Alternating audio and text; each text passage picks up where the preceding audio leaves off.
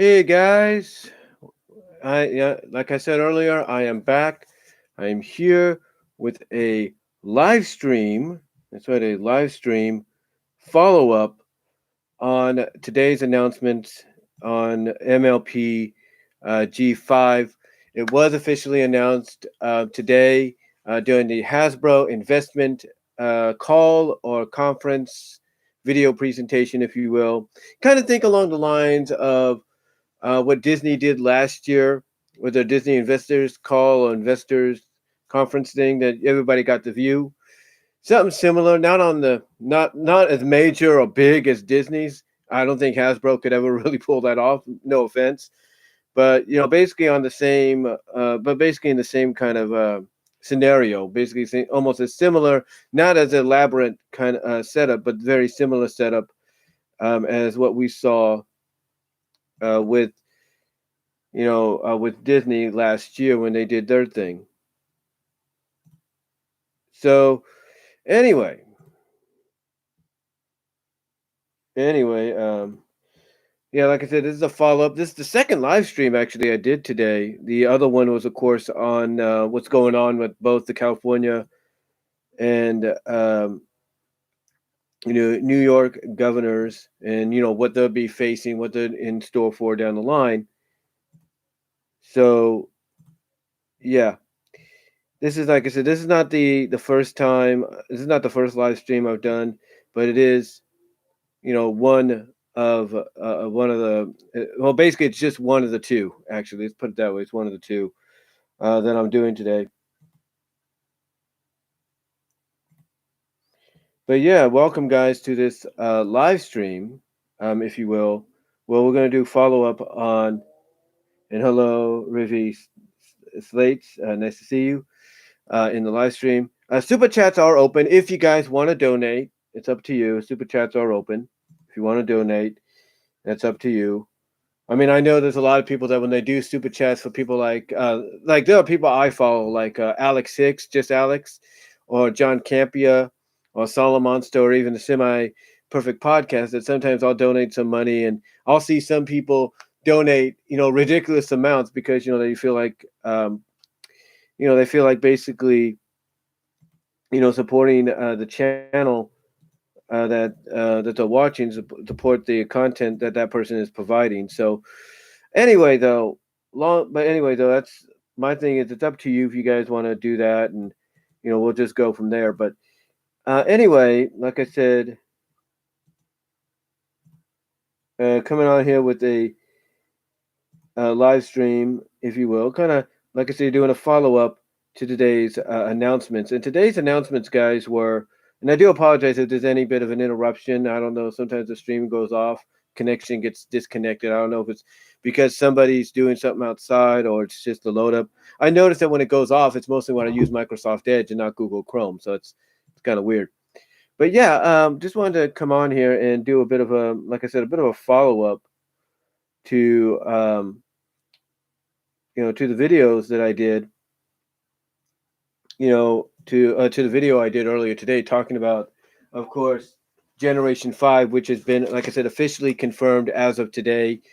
A little bit of backstory again, in case you guys didn't watch the other video, which ironically by now, believe it or not, and this is what surprised me. During the premiere of the video, during the premiere, I actually got around after the premiere. Well, during the premiere, the viewership I was getting was probably more than I've ever gotten. Like during the actual premiere, the live streaming of the premiere, basically I ended up getting about half of 100. And it was all said and done, I had 78 views. And then before I knew it, like 14, 15 minutes later, I had over 100. And now I'm at 178, almost 180, 20 views away from 200. And that's just in the span of 2 hours, according to YouTube. And I'm already at 2 views per watch, two watches, 2 per view watches right now with the live stream. But anyway, like I said, the announcements that came out yesterday on well prematurely. What it was there was an online store that basically, and let me get some coffee here. really good. But like I said, there was an online store that was, showcasing the upcoming MLP merchandise. They had two things that were G4 related, with like Rainbow Dash and Twilight, and then Fluttershy, Rainbow, and all of them. And then there was another one that was right next to it of three characters we had never seen before, but it was under the MLP section. And then not quickly, but almost a little after that, like maybe a few hours later, it got pulled. So what happened is, I think the store seller or the store person that puts up these displays of what's to come and everything put that up too soon. Like, they were supposed to wait till the day to make that official, or to let that be known as an official MLP product for G5. And anyway, just to let you guys know, I printed these out because I don't know how to do the screen on screen thing when it comes to live streams. I don't know if I have to go to Streamlabs and do that, or what the case may be, but I'm just going to go like this, and I'll show you the pictures. And I did provide a link in the description to the first video, so you guys could check that out. And already you got people talking about G5 with showing the other characters in there from G4 as well. Everybody's talking about it. It's like, it's the only thing. It's basically one of the big news items if you're a fan of Hasbro and you're a fan of, um, you know, like I say, if you're a fan of Hasbro and all of them. And it looks like YouTube had a bit of an issue earlier, or has an issue going on. I don't know what's going on there. Hopefully it doesn't affect me or anything, if you will. And let me get back to the, what was it? Oh, yeah, it was right here. But anyway, like I said, I don't know how to do the screen on screen thing unless I do Streamlabs or something. So I'm not gonna chance it or anything, guys. So I'm just gonna, do it the way I know how to do it. As I add these tags here on Twitter, so people can watch this if they want.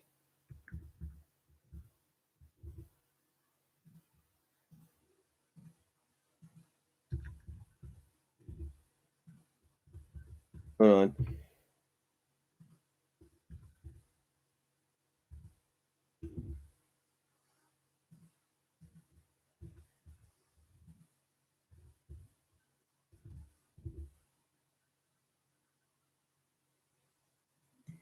Hold on, guys, for 1 second while I do something here. Make sure I get everything right.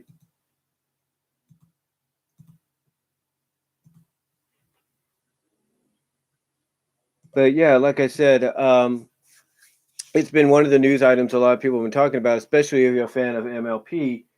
And these are the images that came out yesterday, according to Equestria Daily, courtesy of Entertainment Tonight.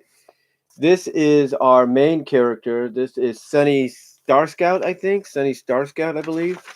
Let me make sure I get that right here. I know I printed out the information here somewhere. Hold on. And that's sirens going off right now. So if you hear any dogs howl, that's because the sirens. See, I know it's in here somewhere. Well, they say her name's Sunny Star Scout. I think that's her name, I believe.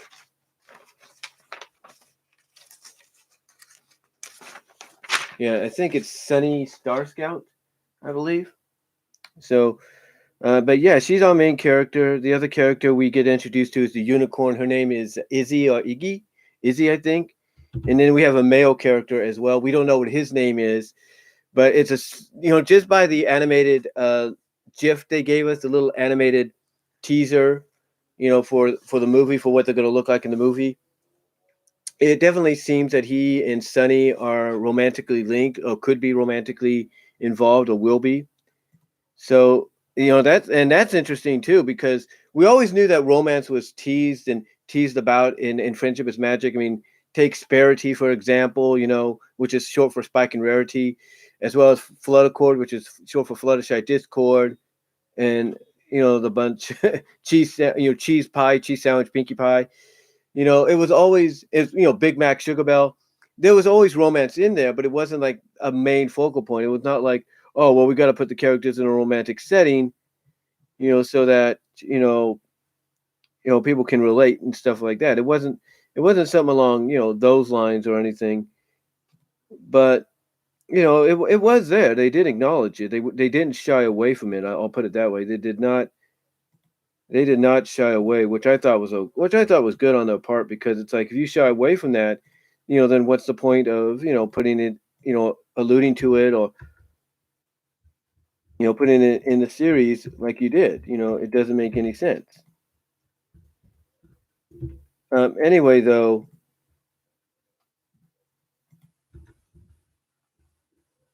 yeah, it seems that Sunny and this male pony might be an item or something like that, possibly with starting with the movie, and how that reflects onto how that reflects you know onto the series itself. How that, like I said, how that reflects onto the series in 2022, because that's when the series is going to debut. It's going to debut in 2022. It's going to debut in 2022.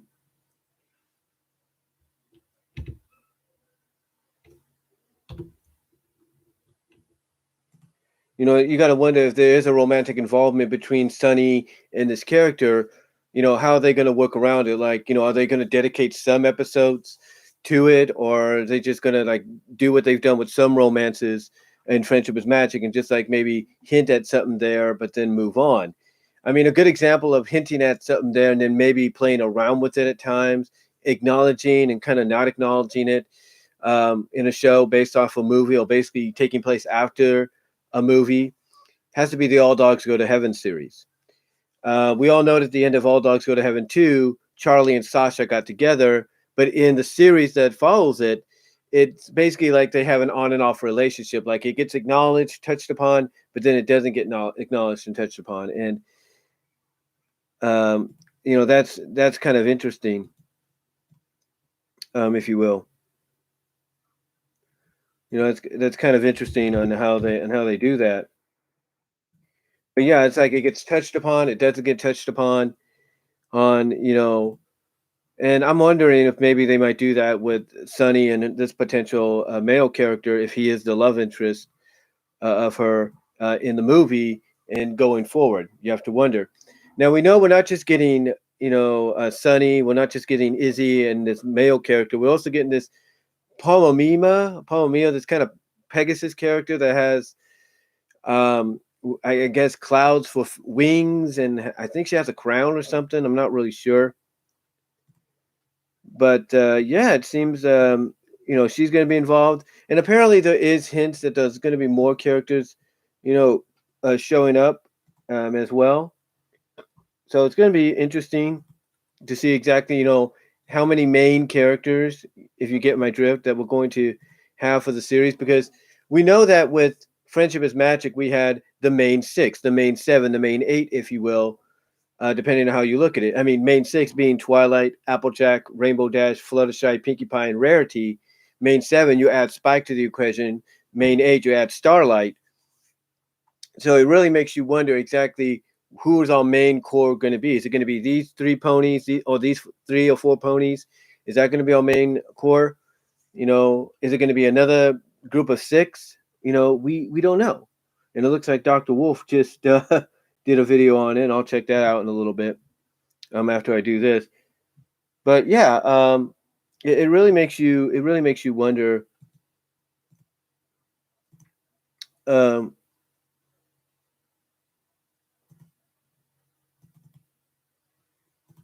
Something went wrong here. That was weird.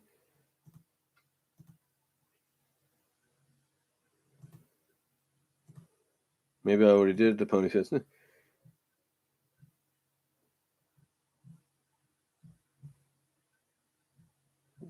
Anyway, though,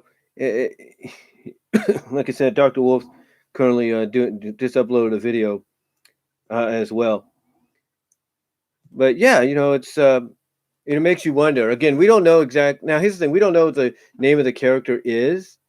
That's the one thing that's I think got everybody's curiosity. We don't know what the name of the character is right now, the male character that is.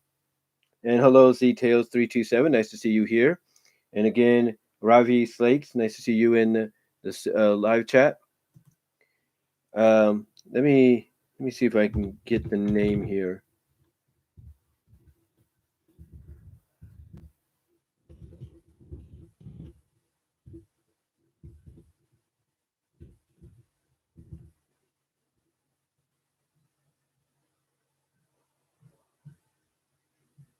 Sunny Star Scout. That's who it is. It's Sunny Star Scout. And then the other one is Izzy.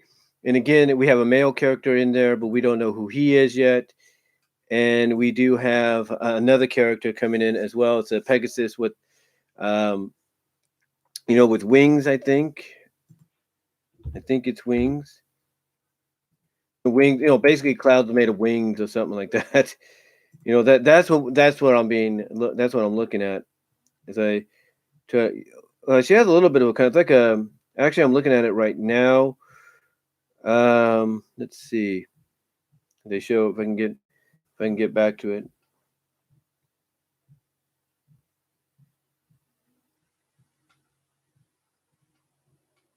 Hold on, guys. It looks like it's a little bit of a bandana, kind of very in Indian like, maybe like an Indian bandana or something like that. A Native American like bandana. I don't know, but that's what it looks like to me for the Pegasi girl. So that's interesting. That's interesting to see. As I look down here more. Now, one of the things I talked about in the original video earlier today was, well, what it was is that I printed out something that Celesto, one of the head people at Equestria Daily, the one thing they did was, and I'll bring it up here for a second. It's not this one, but get into that in a moment. Here it is. What they did is they pinpointed a lot of like Easter eggs. They took the time, pinpointed some Easter eggs that they found in this screenshot. Like one of the things they talk about is with the Earth ponies in G4, they always had to use the mouth at times to grab stuff or do things or something like that. They did. I mean, later on in the series, they would use the hoofs more than their mouths, but at times they would use their mouths like to carry stuff or whatever. So it shows that there's going to be things that are more built for them, like turning off lamps and all that. Little pianos, things like that. But there's a lot of things here that reference like G4 because you got sunsets, cutie mark on a canvas behind her bed. You got the main six figures in the background there. You got a Rainbow Dash poster. And here's the thing about that as well. A lot of people are speculating exactly whether or not this is going to be a show that basically confirms that Friendship is Magic was a show that they were watching just like us, or it takes place in the future. And I think it more leans towards taking place in the future. And the reason I say that, because, and I've mentioned this before, and I mentioned this earlier in the video I did, basically, it looks like from what I could tell, that basically the way the movie and the series is being set up, mostly the movie, and I guess going into the series later on, and like I said, the other pony, the Pegasus pony, which has like white wings, kind of pinkish white wings, according to some of these drawings and merchandise, I guess.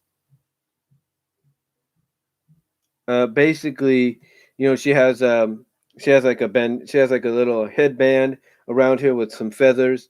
So I guess she's supposed to be like and I say this with no offense, Native American like or something like that, or she's based off Native American, ponies. I guess that's how they're gonna do or represent the Pegasi in G5. I don't know.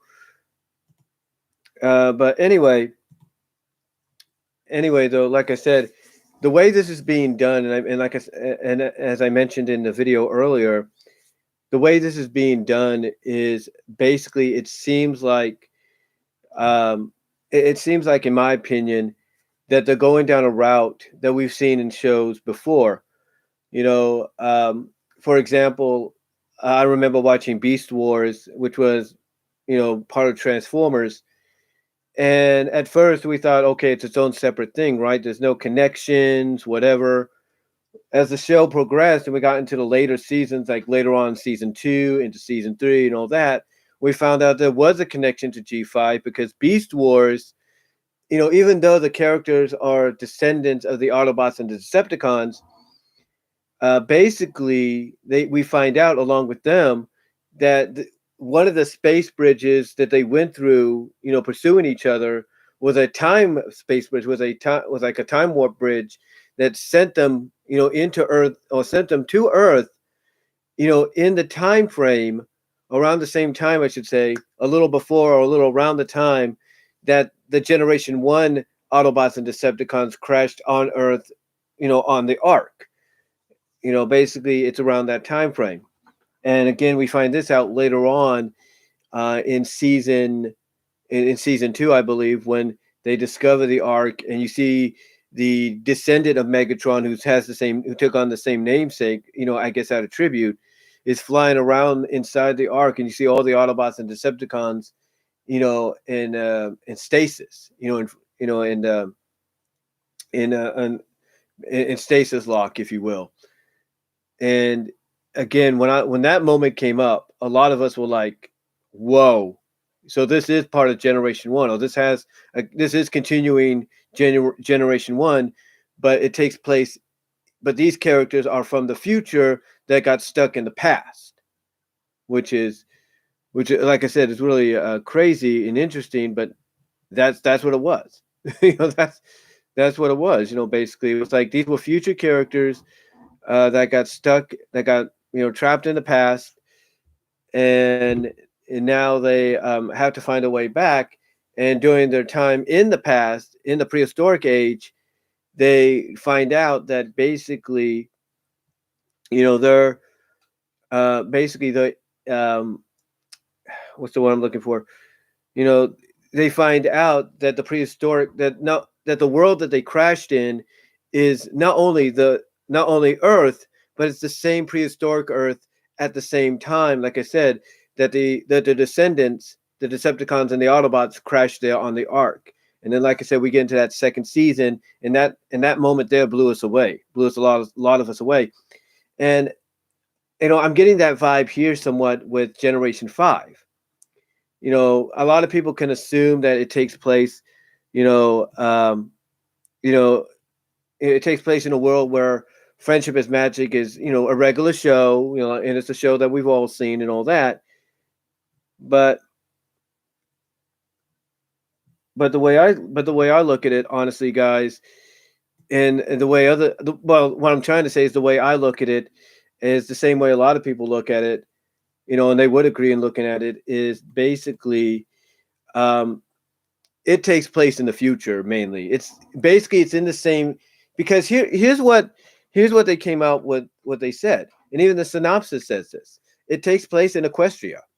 It takes place years in Equestria, years in the future.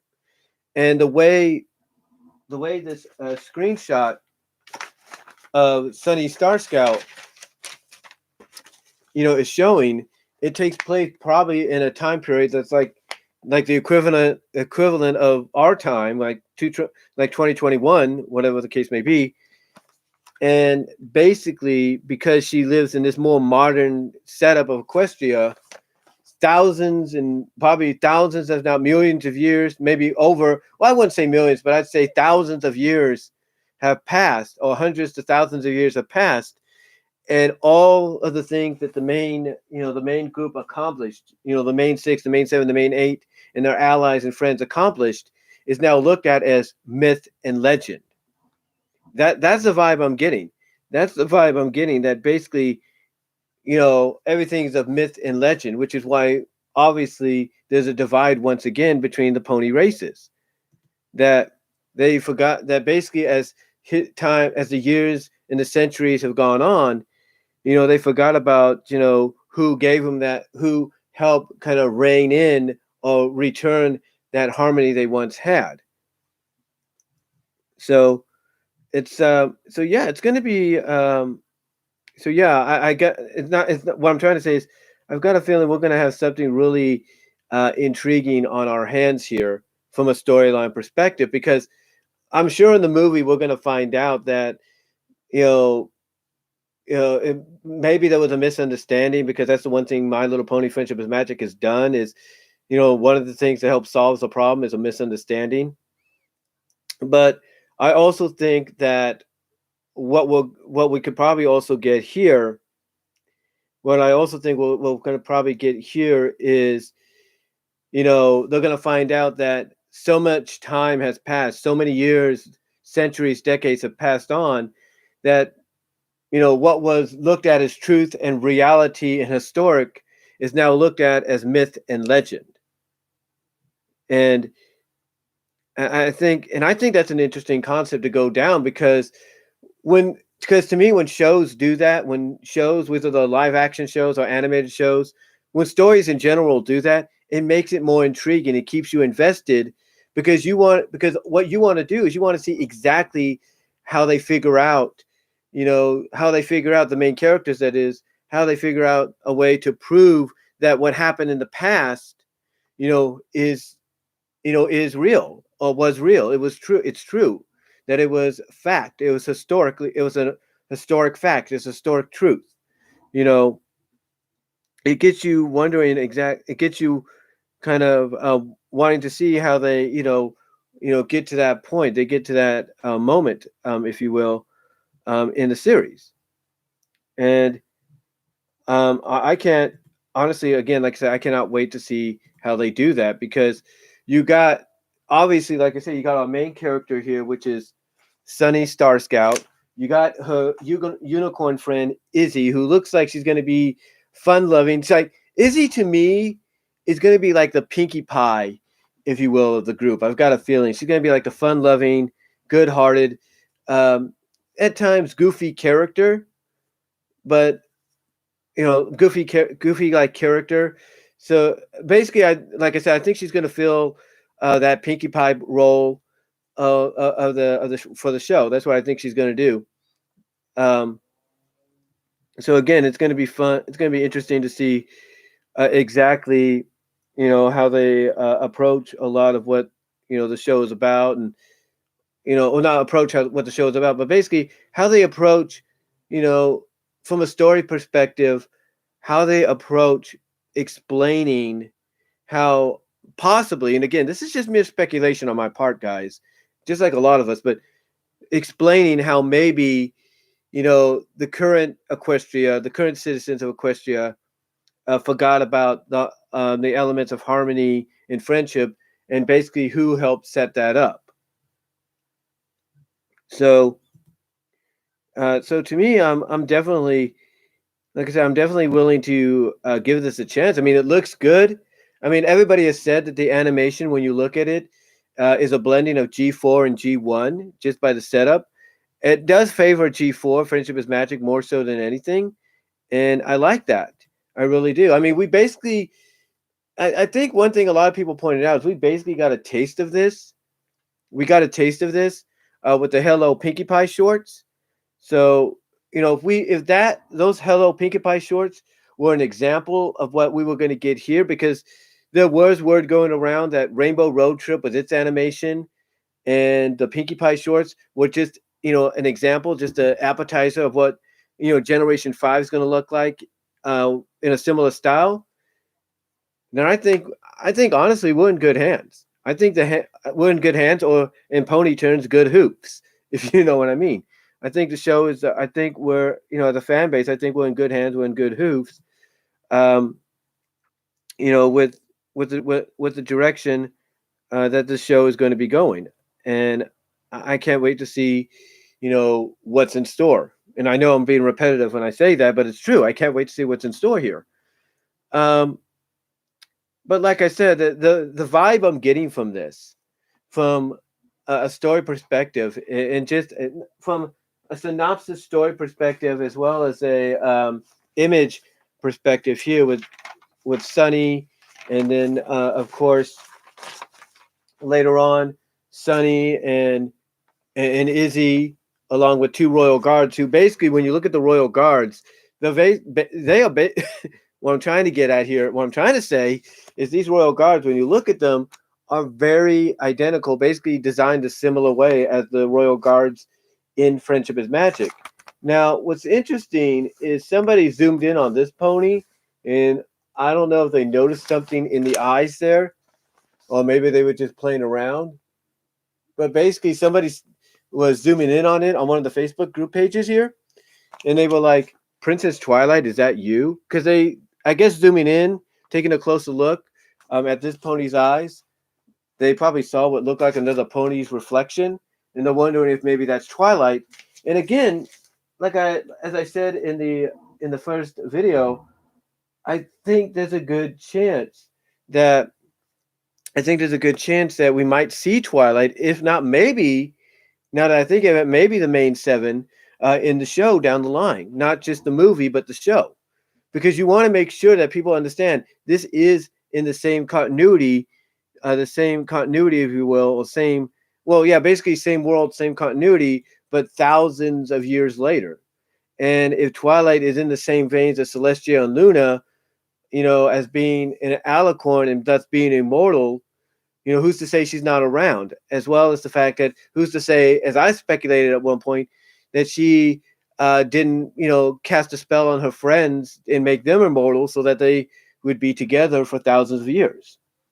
And maybe, her, and maybe other people and other friends and allies they have, like the CMCs and, Sunset Shimmer and Starlight and all, and Sunburst. Who's to say she didn't cast a spell like that so that they all would be together even thousands of years later? So it's intriguing. It's interesting that even now you have somebody just pinpointing a reflection in one of these guard ponies' eyes and thinking, could that be Twilight? You know, but so it's interesting. It's really interesting, like I said, to see people going that far now, to kind of be like, is that Twilight? Is Twilight in this movie, in this series, in some capacity, that's giving us that connection? It would be fun to find out. It would be fun to find out, if you will.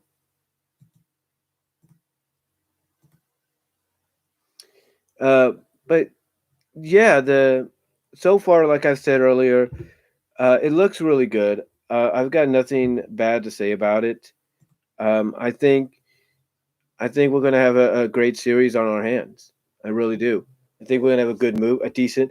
I look at it this way. I look at the movie as being probably better than people are expecting it to be, as well as I expect, the series that follows in 2022 to be just as good as well. Now, speaking of the series, well, we'll get into that in a moment, but let's start with the movie too. As I mentioned I think towards the end of the first video today, I said that basically this, the movie being, used as a pilot, or being used up, the basically, let me get some coffee here. I'm sorry. There we go. Well, like I said, earlier I said that basically, the movie being set up or utilized as the pilot for the series reminded me basically of what happened 35 years ago with G1. Now, before the movie, G1 did have two specials: Escape or Rescue from Midnight Castle, which was the very first animated footage of My Little Pony, and then the second one was Escape from Katarina, and then we had the movie. And those two kind of served as, pilots, if you will, to what we were going to get, or give basically, gave us a hint of what we were going to get. And the movie basically, you know, built upon that, and not only improved on that with animation wise and story wise and all that, but it also served as a pilot for the G1 animated series. And even though the movie didn't do so well in the box office, it basically it gave people an idea of what to expect with the animated series, that would follow. With the tone, the characters, and all that. It gave you an idea of what to expect. And I kind of get that same vibe here. But the big difference, though, is this pilot movie for the Generation 5 series, has a bit of a connection. It has a bit of a background because of its continuity connection in story to Generation 4. The fact is that it takes place in Equestria. It takes place in basically it takes place in the world of Equestria. Um, Basically, it's going to acknowledge, reference, if not probably showcase, elements and characters from, Friendship is Magic, and build upon that. But the fact of the what I'm trying to say is, but the fact of the matter is, you know, but the fact of the matter is, it's got a lot more going for it because now people know what to expect with this movie. And like I said, it's already has an established continuity that's going to be building off of, with its own interpretation with G5, which is why I believe the pilot movie that comes out later this year in the fall, is going to do good on Netflix, is going to get great viewership numbers. And on top of that, I think it's going to really get people invested into the series that premieres on Netflix in 2022. And speaking of the series, let's now talk about that. As I just said, it's going to be on Netflix, not Discovery Family. It might show up on Discovery Family later on, but it's going to premiere first of all on Netflix, and going forward. Now, again, like I said, I'm not saying it's not going to show up on Discovery Family because, from what I have seen, what we have all seen with Discovery Family previously, is that there's been a lot of Netflix shows that were Netflix exclusives at first that showed up on Discovery Family.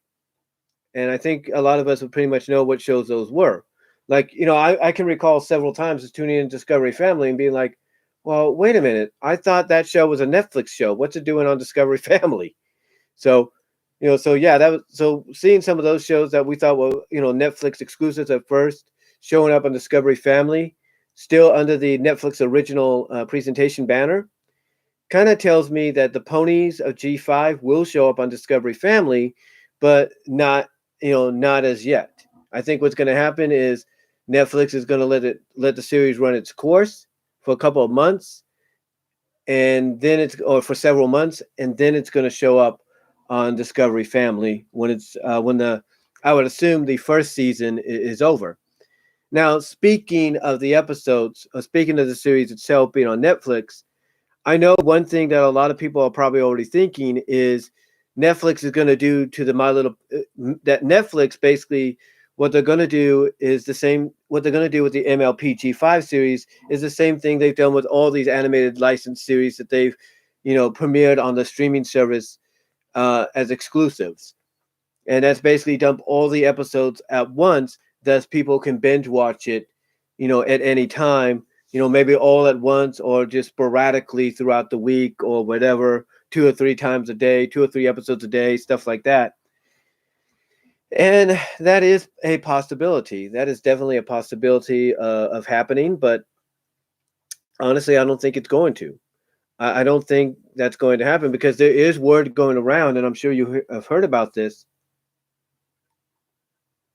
that because of what HBO Max, Disney Plus, Peacock, I think, at times, and possibly Paramount Plus when it comes out, and Apple, upon hearing that, those streaming services have taken a lot of the newest series, and instead of going the dump them all at once and let people have a binge party approach, that instead they're going with the, release one episode a week and let people, watch that, and then, kind of speculate and think about, okay, what's the next episode going to be, and then kind of, grow, impatient for that new episode to come out the following week. That's the route, basically, the Netflix, from what we've all heard, has heard and seen the likes of Disney Plus, HBO Max, possibly Paramount Plus when it debuts, Peacock, Apple Plus, Apple TV Plus.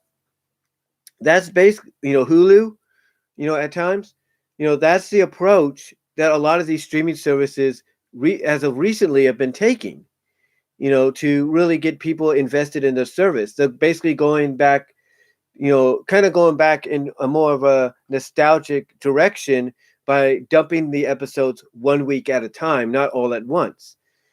And again, like I said, and I know that didn't make any sense that I just mentioned. It sounded like I rambled there, so I do apologize. That's why I got some coffee here to kind of keep me going.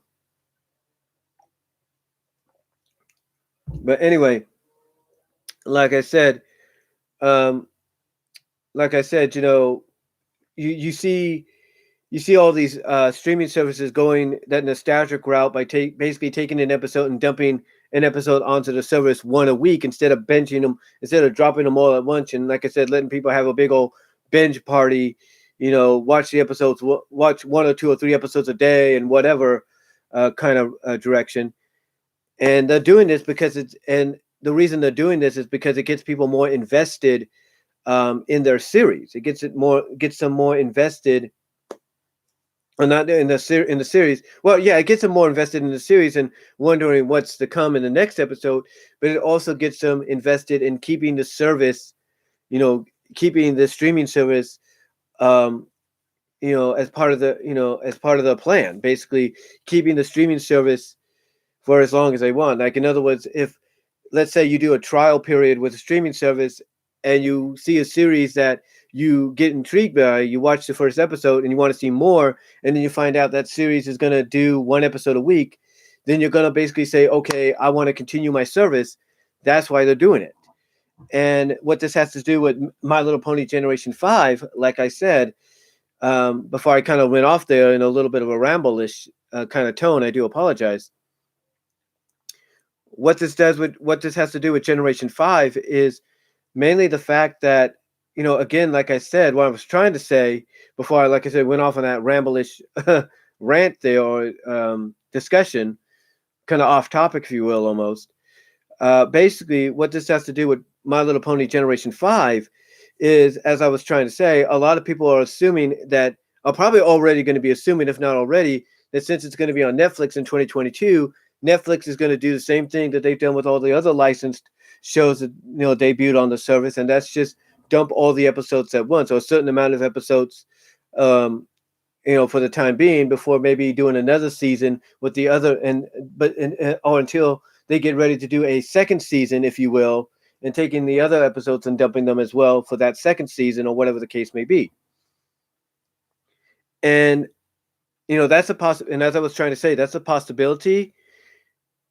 But like I was trying to say before I went on that ramble-ish, discussion, kind of going off topic, almost kind of going all over the place. I do apologize. That might be a possibility. Not saying it won't be, but I think Netflix might use, or might take Friendship is Magic, or not Friendship is Magic, but MLP G5, and make it, and basically, probably, this is just a speculation, probably, focus it, or basically take it and focus on it as one of the series they want to test. They want to, test out with a weekly scenario. That's what I think is possibly could happen. Now, I'm not saying it won't. I'm not saying it will, I should say, but there's a good chance that they could, look at My Little Pony Generation 5, along with some other series that are coming their way in the near future, and they'll probably consider testing the weekly format with it, instead of the whole dump all the episodes at once and let people binge watch it, or watch as many episodes they want a day, kind of pattern, or kind of pattern that they're used to doing, that they've been used to doing, I should say, over the past several years. Now, like I said, I'm not saying that's going to happen, but it's a possibility, because Netflix, from what we've all been hearing, has been considering going down that route. That, again, like I said, they noticed what Disney Plus is doing. They've noticed what HBO Max is doing, and all these streaming services have been doing lately, and they're like, you know what? If they could do it, we could do it. And I've got a feeling they eventually in 2022, maybe even before this year's out, they're going to test it out. They're going to take some series that they might acquire to, premiere exclusive on the service and say instead and make the decision and say that instead of, doing a binge drop of all the episodes that they have, to release the episodes on a weekly basis. Because, here's the thing. You can't tell me that they're not noticing, how this weekly episodic formula is working successfully for Disney Plus when it comes to WandaVision and The Mandalorian and any other series they got upcoming in the future. You can't tell me they don't notice that it works. It's not being a successful, that it's not being successful for the likes of HBO Max and Peacock and Apple TV Plus and all of them with some of their new series, because they do notice that. So I've got a feeling there's a possible chance then they may say, you know what, instead of dumping all the episodes of G5 of My Little Pony, on its premiere date, let's do it 1 week at a time and see what happens. Let's just drag it out and see what people and see if it works and see if people are patient enough to want to wait a week to see a certain episode debut. Now they could go another route. They've done this already with Kibo and the Wonder Beast, Carmen Sandiego, Voltron, on the new version of Voltron, Legendary Defender. They've done this with, War for Cybertron Transformers, obviously, and that is they have all the episodes ready and they could just dump them all at once, but instead they divide the episodes, within a certain structure, like 6 episodes a season. So, like with Transformers, the War for Cybertron deal, each season is like 6 or 7 episodes, mostly 6 episodes. So in total, they have 18 episodes lined up. A 1 season, 18 episode, agreement with Hasbro, but to basically not, blow the wad, to so to speak, excuse my wording there. They're breaking it up into individual seasons, into 6 episode seasons. So you had 6 episodes with Siege, you have 6 episodes with Earthrise right now, and then you're gonna have 6 episodes with Kingdom.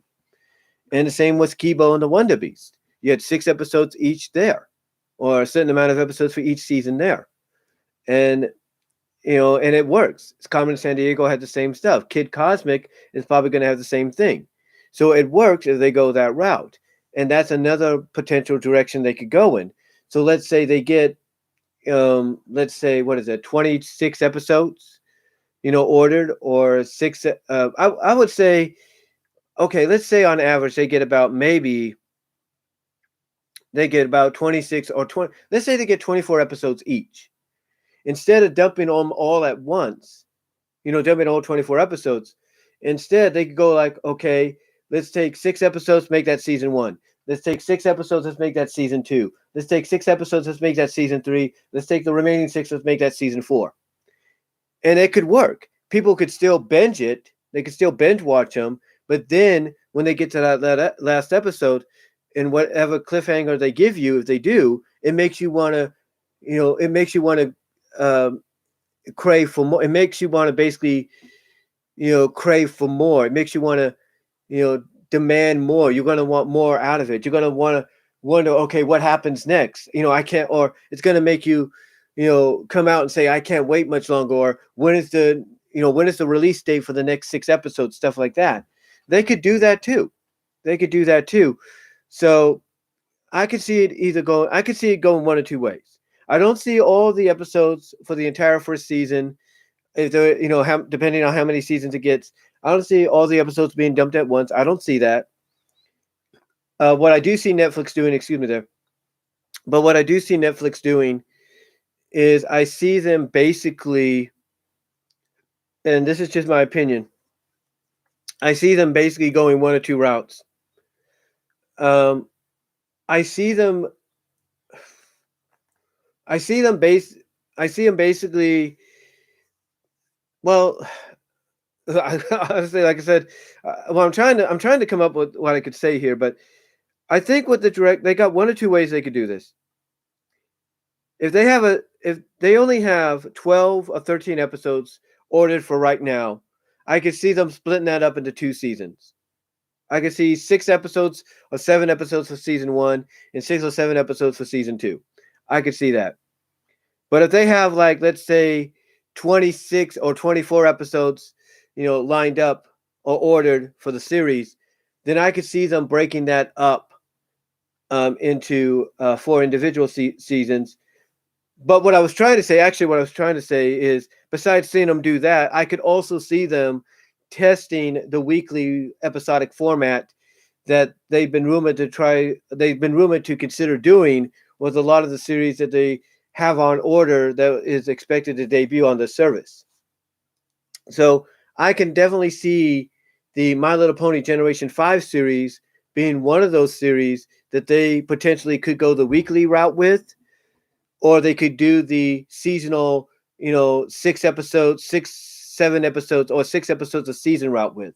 So I either see the weekly episodic route they could go with Generation 5 as it being one of this first series that they, you know, use that new format or use that format that they see Disney Plus and other streaming services using now for their new shows and stuff. I could see them doing that as as well as I could see them going the route they're going with shows like War for Cybertron, with Transformers War for Cybertron, and that's basically taking the amount of episodes they have and dividing them into 6 episode seasons, or separating them into 6 episode seasons. I could see that. I could see that. And hello, Connor. Welcome to the live chat. But yeah, I could see that. I could see them doing that. But what do you guys think? Let me know what you guys think in the live chat right now. Which direction do you think Netflix will go? Do you think they might take the direction they're going with shows like War for Cybertron right now, and let's take the episodes they have and divide them into 6 episode seasons? Or do you see them probably using G5 as to try out the new weekly format uh, for for the service that they're planning to try out for other new series that they see as being a success for the likes of Disney Plus when it comes to shows like Mandalorian and WandaVision, as well as other streaming services. What do you think? Let me know what you guys think in the live chat. Do you think they'll go the route they're going with War for Cybertron and series like that, where it's like 6 episodes a season? Or do you, depending on the amount of episodes they get or they have ordered up for the series, or do you think they'll go the weekly route? What do you guys say? What do you guys think of the live chat? What are your thoughts on that? Let me know in the live chat, and then afterwards, let me know in the comment section below as well. Uh, but it could go either way. I mean, I think honestly, I'll be honest with you. I think if there's any direction they could go in that I think might prove to be successful for them, I think if they're planning to go the weekly route, like these other services are doing with the newer shows, I think that would be the best solution.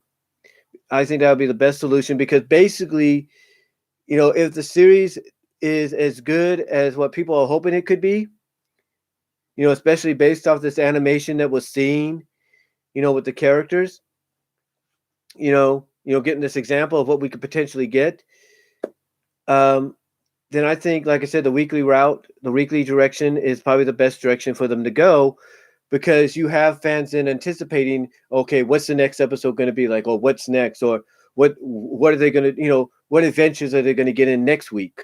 You got people waiting until maybe, let's say 9 at night, 9 Pacific at night, 12 a.m. Eastern, you know, midnight Eastern, if you will, for the new episode to drop. Just like I say, Disney does with WandaVision. I mean, why do you think WandaVision is such a big success right now? It's got people anticipating and basically, foaming at the mouth, so to speak, for to see what the next episode is going to be like, as far as the series is concerned. So I think, in my honest opinion, the weekly route would be the best route for them to go.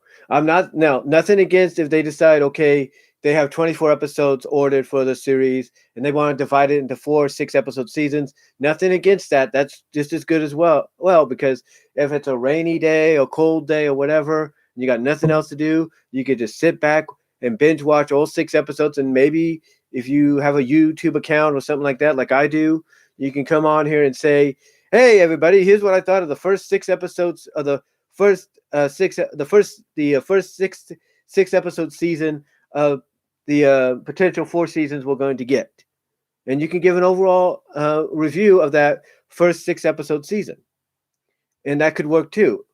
But in my personal opinion, I think going the weekly route will be the best route for them to go because it gets people more intrigued into the series and makes them want to wonder what's going to happen next. Now here's the thing.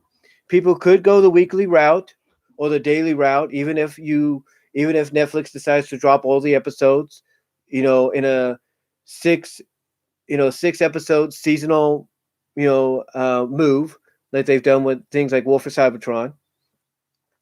And people could decide, okay, I'm going to watch one episode this week, and then I'm going to wait till next week, watch another episode, and then the following week, watch another episode. They could do that. They could do the weekly route by doing it that way, or they could do the daily route. Like they could say, okay, I'm going to watch this episode today, then I'm going to watch that episode, the next episode tomorrow. They could do that too, and it would work in a similar way. But I think honestly, if Netflix is going to go the weekly route, as reported, that they notice as being that they've noticed is a huge success for the likes of Disney Plus and all the other sites that are doing it, all the other streaming services, I should say, that are doing it, then I think honestly that's the best direction for them to go. Take Friendship, take My Little Pony Generation 5, along with some other series that you're planning to, test out the weekly format on, and go that route. I think it'd be the best route for them to go in. Now, one of the questions that I did talk about,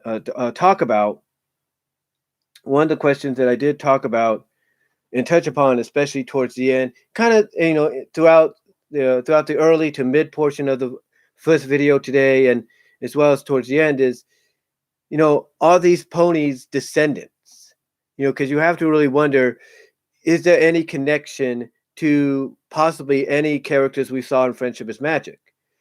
Now, when I look, and I'm sure a lot of you have seen her by now. When I look at Sunny Star Scout, what color scheme does she have? Whose color scheme, I should say, does that remind you of?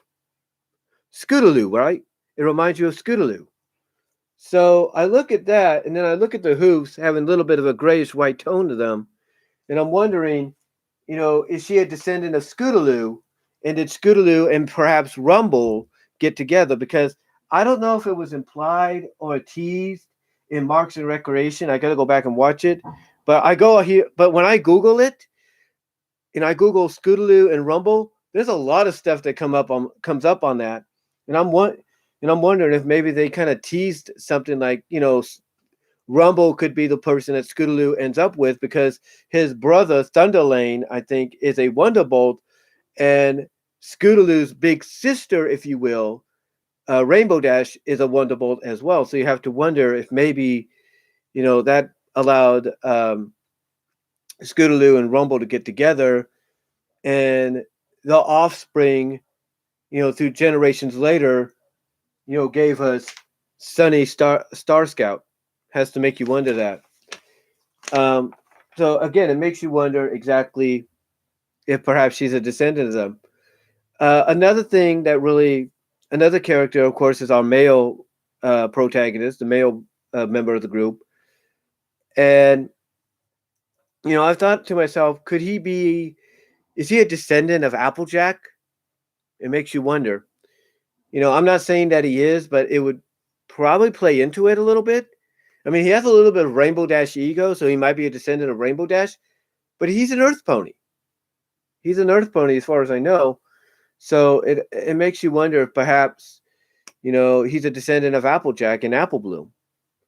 And if he is, then, obviously that throws out the whole Applejack Rainbow Dash thing. That theory goes out the window, because one thing I will tell you, you got to check this out yourselves. You guys got to check this out yourselves. But basically, as I double check something here, guys. But basically, when you look at the Bronies React video that they did on Last Problem, I want you to look at the reaction of that Lost Narrator and Match Pie Pony had when it was acknowledged that it looks like Rainbow Dash and Applejack got together, a la LGBTQ. You know, they're like, no, no, no, that's not that. Nope, nope, no. They're like, nope. Lost narrator's like, nope, that they're not together. Rainbow was probably helping her. Yeah, that's it. Well, guess what? I think Magpie and Lost Narrator are probably going to be justified here if this character is a descendant of Applejack. But then you have to wonder, okay, if he's a descendant of Applejack, is he is he the son or the grandson of Big Mac and Sugar Bell? It makes you wonder, who he could be the son, the grandson of, and potentially who his father could be, along with his mom. I'm sure a lot of people will say, well, maybe his mom's the daughter, or his dad's the son of Apple Bloom, and that might be true. But then again, you got to say, okay, if Apple Bloom's the grandmother, if you will, the great grandmother, then who is the grandfather? You know, and I'm sure a lot of people might be theorizing that it could be Tenderhoof.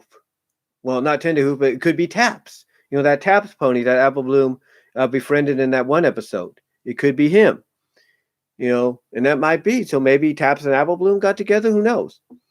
But then, that's up in the air. But I believe in some way, if there's any kind of like descendant connection that is revealed down the line, then I think this male character, he's probably connected to Applejack in some way.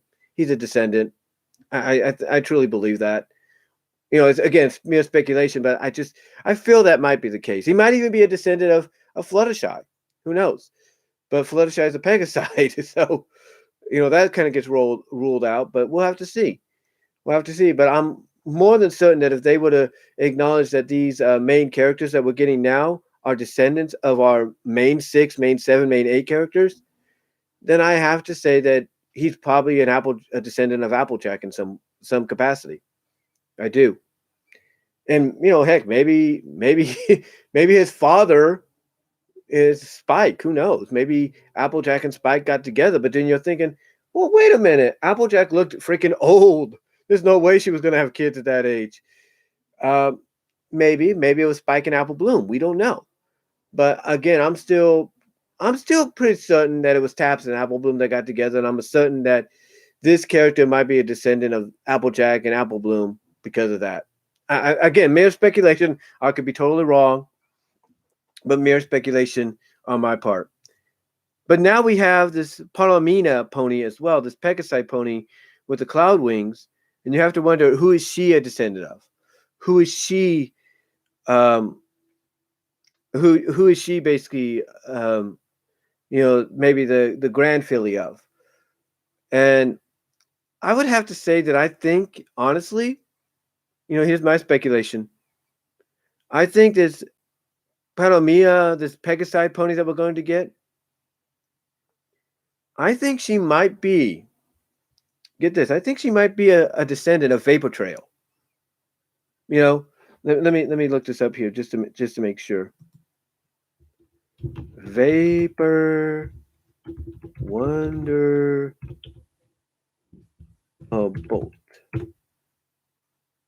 Vapor Trail, right. Sky Stinger and Vapor Trail. So, I look at that and I'm thinking, okay, Sky Stinger's a different color pony. That's true. But you have to wonder if maybe Vapor Trail and Sky Stinger had a kid, got together as it was alluded to in Wonderbolt Academy. I think that was the episode. Let me see. Oh, Top Bolt. That's what it is. Top Bolt, actually. You have to wonder if they got together, that they had a kid, and then their kid had a kid as well, and that kid is who we see, this Paramana pony. That's looks like they have the wings are basically identical to clouds, or in the shape of clouds, or something like that. So it makes you wonder. But I'm not going to be surprised if maybe it is acknowledged that perhaps she is a descendant of Sky Stinger and Vapor Trail. I wouldn't be surprised. I would not be surprised whatsoever. But again, that's just mere speculation. She could be a descendant of Fluttershy. There you go. She could be a descendant of Fluttershy. I mean, she has that headband with the feathers in it, so maybe she's a descendant of Fluttershy. But then you think, well, wait a minute, Fluttershy got together with Discord, right? How could that happen? Discord is a chaos as the Lord of Chaos. He could probably make Fluttershy younger, if you know what I'm talking about. And there you go. I'm just saying. But I look at the fact that she's either going to be acknowledged as a descendant of Vapor Trail and Sky Stinger, or she's going to be acknowledged as somewhat of a descendant of Fluttershy in some capacity. That's probably that's probably more than likely the direction we might be going in. So so far I look at it this way. I look at Sunny as being a descendant of Scootaloo and possibly Rumble, just by her color scheme. I look at this male character as being a descendant of Applejack, mostly maybe Big Mac and Sugar Bell, courtesy of their son or child, or their filly or colt, if you will. So I could see him being a descendant of Applejack's family. And I see this Palmina pony, this Pegasi pony, being a descendant, maybe more than likely of Vapor Trail and Sky Stinger, or perhaps Fluttershy, but more along the lines of Vapor Trail and Sky Stinger. That's if it is revealed that they are descendants. Which again, with these kind of shows, courtesy of Hasbro, I wouldn't put it past them. And speaking of possible, descendants, if you will, that brings us to Izzy. And you have to wonder, okay, who is she a descendant of? Well, she looks like basically a younger version of Celestia, a more fun-loving version of Celestia. So you have to wonder, is she a descendant maybe of Celestia? Perhaps, but I think that's unlikely. Some might say that just by looking at her possible bubbly personality, that she's probably a descendant of Pinkie Pie. Maybe, but Pinkie Pie is not a unicorn, unless Little Cheese grew up and got together with a unicorn, and that could explain possibly where she comes from. So I'm not ruling that out. So I'm not ruling Pinkie Pie out due to Little Cheese possibly getting with a unicorn, and thus there you go. But I think honestly, just looking at the color scheme a little bit, I would not be surprised, and hopefully, and again, this is just mere speculation. But I think some people here in the live chat will like what I'm about to say, because I even touched upon this at the end of the first video. I think there's a possibly good chance that she's a descendant of Rarity and Spike, just by the color scheme. Now you might say, well, Rarity had gray hair and had some silver in her hair last we saw her. Yeah, that's true. But again, who's to say that in story, in continuity context, Twilight didn't didn't make them immortal herself.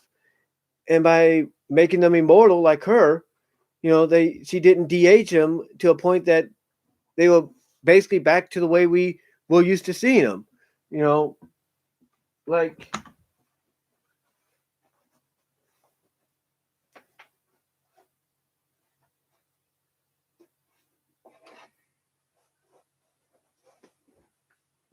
this.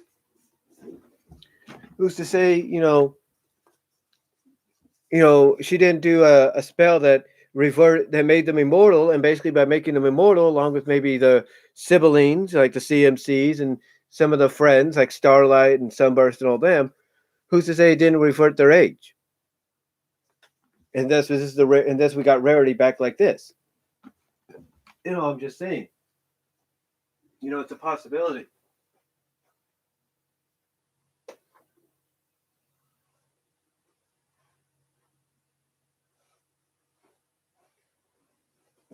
Like I said, I'm just saying it's a possibility.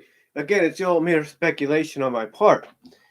But again, she could be a descendant. Who's to say, Spike maybe didn't get together with Sweetie Belle. It's like if you can't get together with Rarity, who's to say he didn't get together with Sweetie Belle? I mean, there's a lot of hints with that when you really think about it.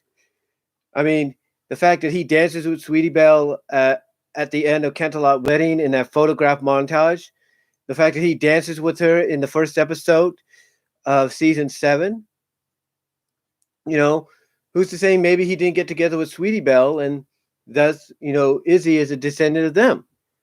I'm just saying it's a possibility. So I look at it this way: she's either a descendant of Pinkie Pie and Cheese because Little Cheese probably got together with a unicorn, and thus, Izzy down the line, generations down the line, is a result. That's the bubbly personality that we see. Or she's a descendant of Rarity because of Rarity and Spike, or Spike and Sweetie Belle. And Rarity and Spike, possibly because Rarity, you know, might have been de-aged by a spell by Twilight when, like I said, Twilight possibly went and made her friends immortal just like her. Again, I'm not saying that happened, but you never know. You never know. So, who's to say that didn't happen? And again, who's to say that didn't happen? Again, like I said, who's to say that didn't happen? Who's to say maybe something didn't happen, if you know what I mean? As time passed, as the many moons, as the last problem put it, or the transition between the ending of the end and last problem, when the 3 final episodes premiered in prime time, kind of indicated. Who's to say that during those many moons, Spike and Rarity didn't get together and kind of have relations, if you know what I mean? But again, mere speculation on my part, but I think honestly she's a descendant either of Pinkie Pie and Cheese Sandwich because Little Cheese may have gotten together with a unicorn. Thus, the result being generations later, Izzy coming into existence, or she's a descendant of Spike and Rarity, or Spike and Sweetie Belle. And I'm sure people are hoping that it's Spike and Rarity. But again, like I said, it all depends on exactly what happens during that time frame, and maybe we'll get an answer in the season 10 comics. Who knows? But maybe something happened between those many moons between ending of the end and last problem. Maybe something happened there, or perhaps more than likely, if that didn't happen, Spike ended up with Sweetie Belle.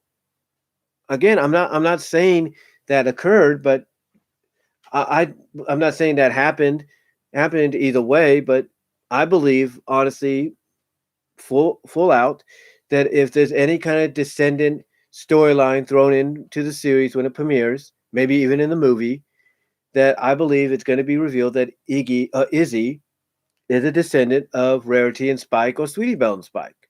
I just feel it. Not directly from them, but basically a generational descendant.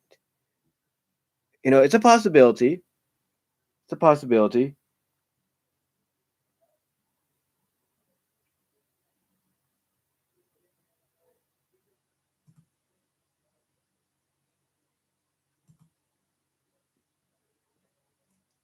Like I said, it's a possibility. Um, so you never know. You never know. So, um, to me, she could, like I said, she could be a descendant of Pinkie Pie. Like I said, and I just had to take care of something there. Someone was trying to troll in the live chat, so I do apologize for that. But anyway, like I said, who's to say she's not a descendant of Pinkie Pie because Little Cheese may have gotten together with a unicorn, and thus generations later, Izzy is the result. Or who's to say, like I say, she's not a generational descendant of Rarity and Spike because maybe something happens, and it's not clarified in last prom because they probably don't want to touch upon that. But that would explain maybe the robe or something like that she was wearing. Who knows? Or he's a descendant of Spike and Sweetie Belle. I'm just saying. And I would say honestly that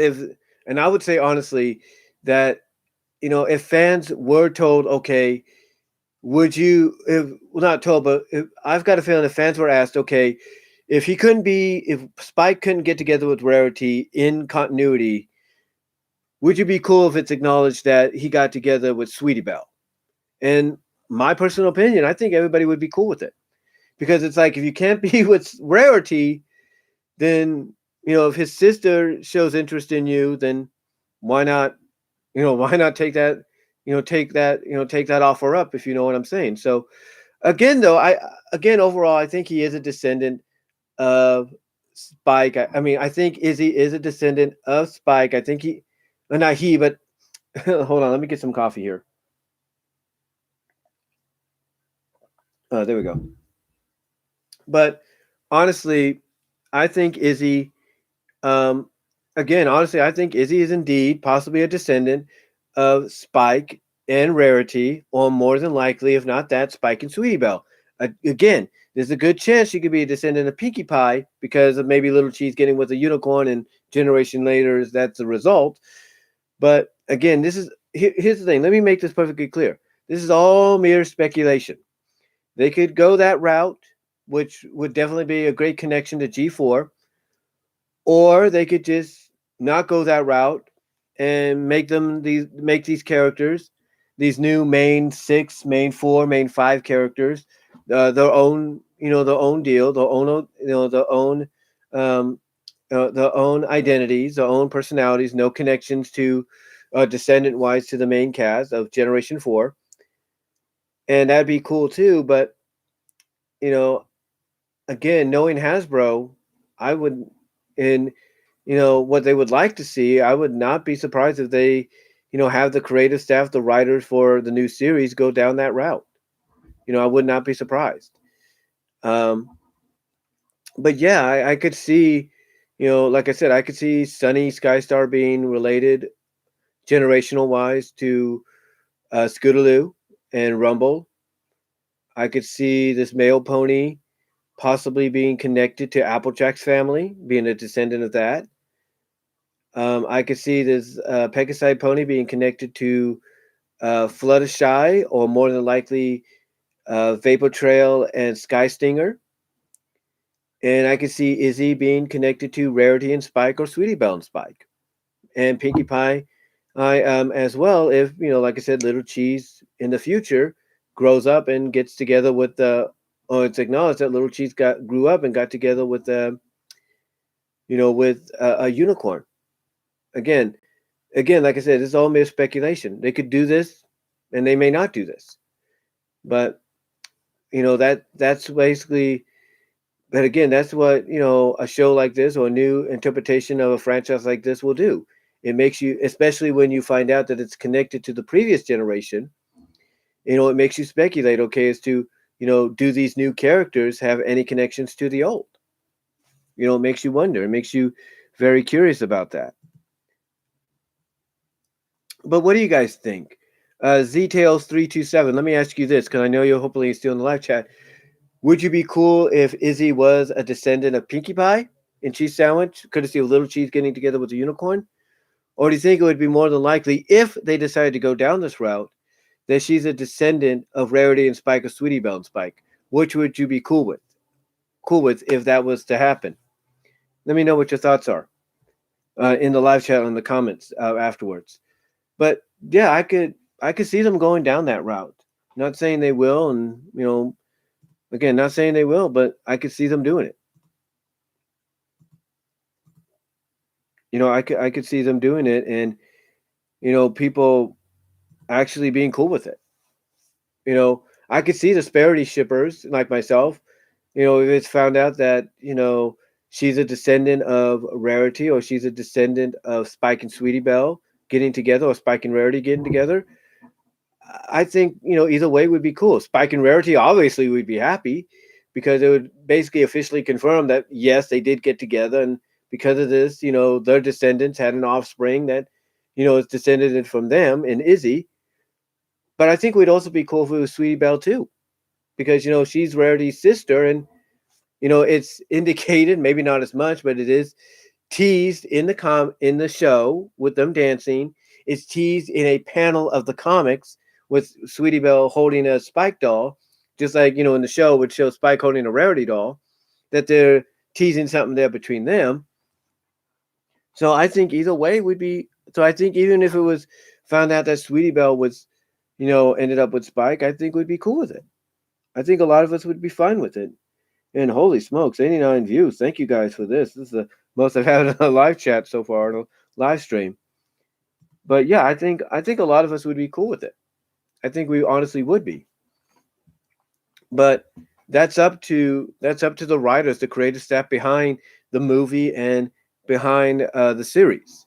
If they decide, hey, let's surprise everybody by revealing that our new main cast is actually descendants of the original main 6, 7, 8 cast of Friendship is Magic. I could see them. I could see them doing it.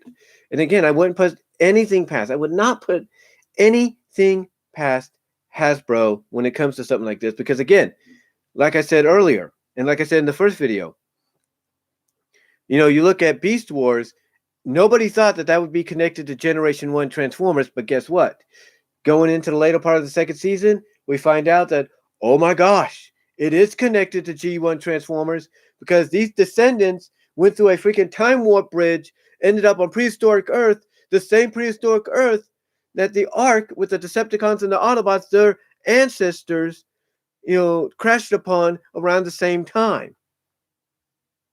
And again, like I said, the moment you see Megatron, the Beast Wars Predacon on Megatron flying through the Ark, and you've seen all the Decepticons and Autobots in stasis mode, that moment's like, that's the moment you're like, holy smokes.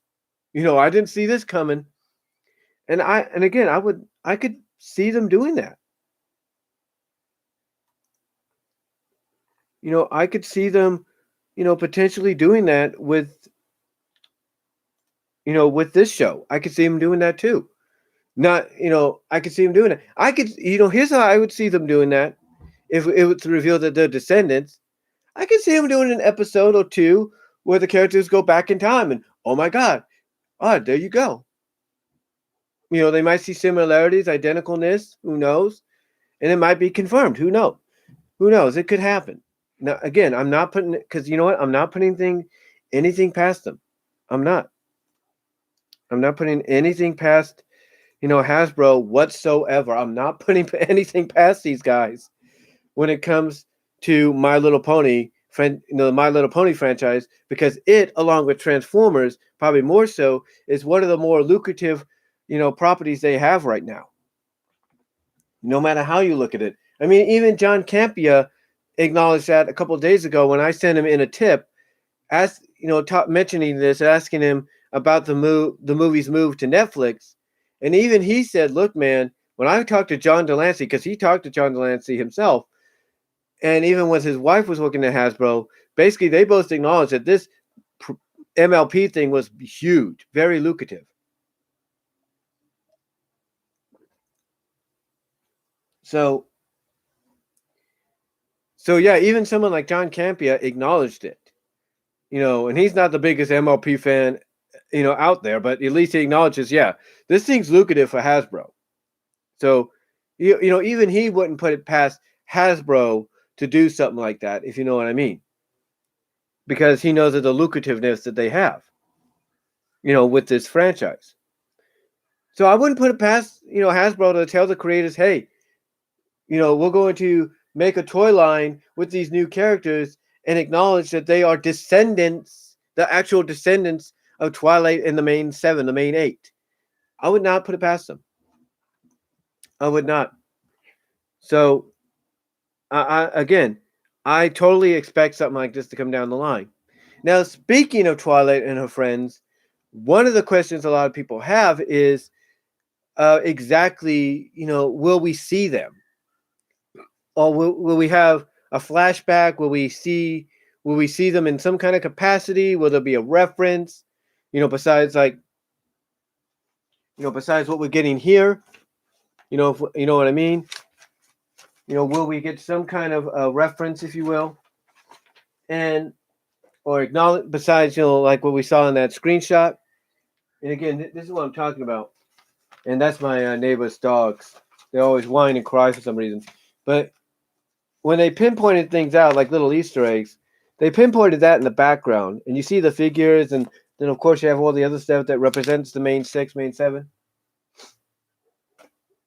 So the question obviously is, will we see more than just like little Easter eggs or references to that cast, to the Friendship is Magic crew. And honestly, I believe we will. I think the writers for the series and the movie, if they're one and the same or different, I think they're going to realize that honestly, they're going to need to do possibly something that crosses over both generations and where you have both generations meet. And like I said earlier, I could see them doing a story to where you have Sunny Star Scout and her friends go back in time, like a something happens, like a spell gets, like a time spell, a time, like some kind of like I could see some kind of a time spell being incorporated, and I could see them going back in time to Friendship is Magic. I could see that. I mean, I could see them doing that. I could hold on.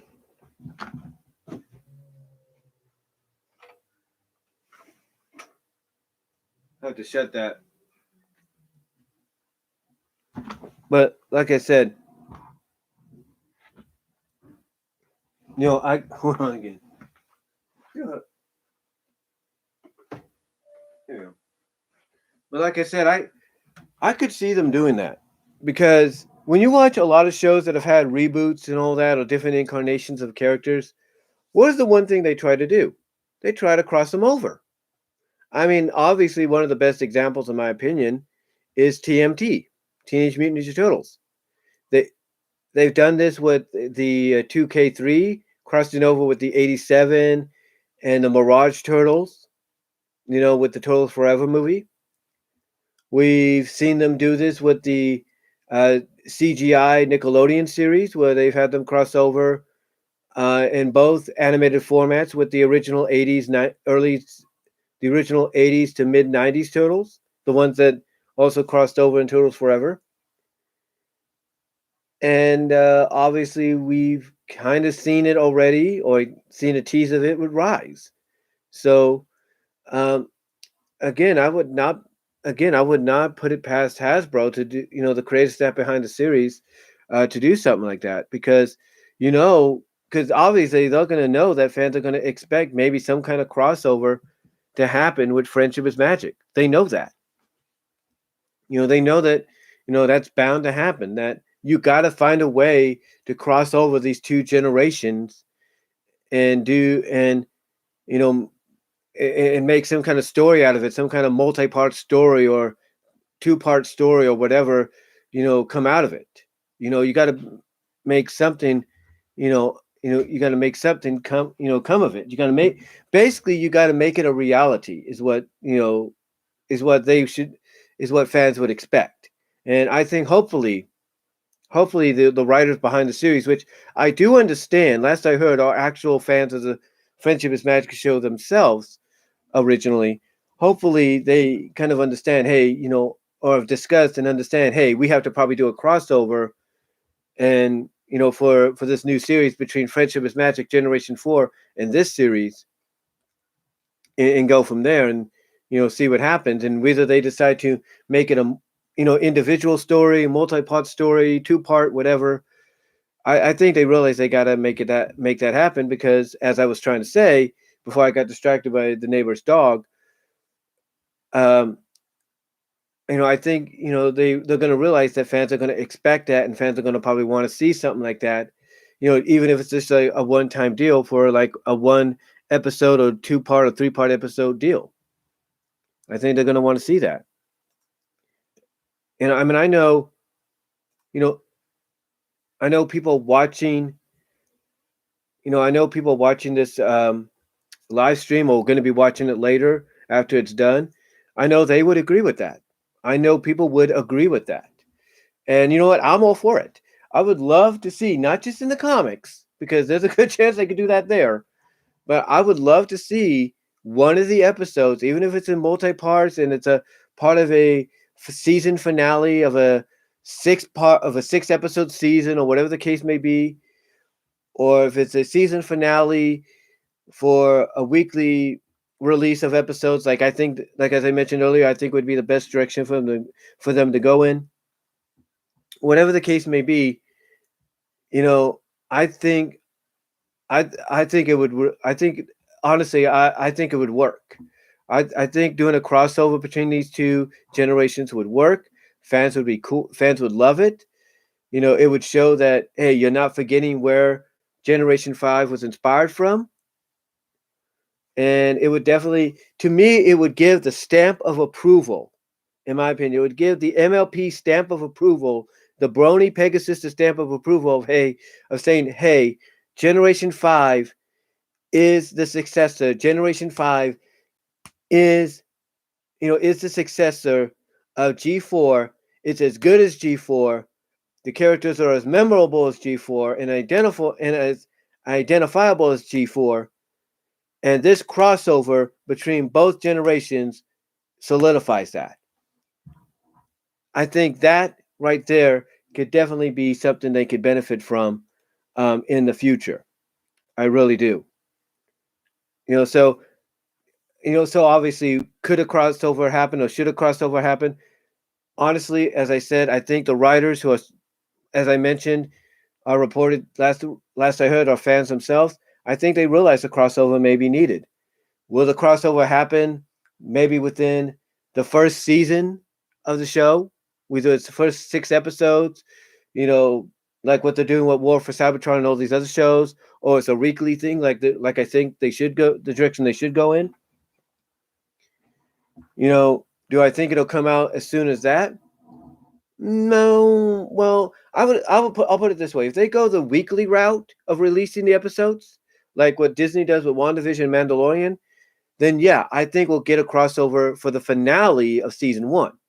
But if they go the 6 episode season route, where they do 6 episodes a season, then I expect the crossover to possibly happen around towards the end of season 4, depending season 3 or 4, depending on the number of episodes they've ordered for Generation 5. That's what I would expect. But yeah, I definitely expect a crossover to occur. I have no doubt, in my opinion, that a crossover will happen. It's too inevitable. It's too inevitable because, like I said, when you look at the 4 Kids, the Foxbox 4 Kids interpretation of TMNT, no one thought they would cross over with the Mirage Turtles or the 80s to 90s Turtles, but they did. And they did that in the finale, Turtles Forever. The movie finale, Turtles Forever. Did we expect, the CGI Nickelodeon Turtles to do it?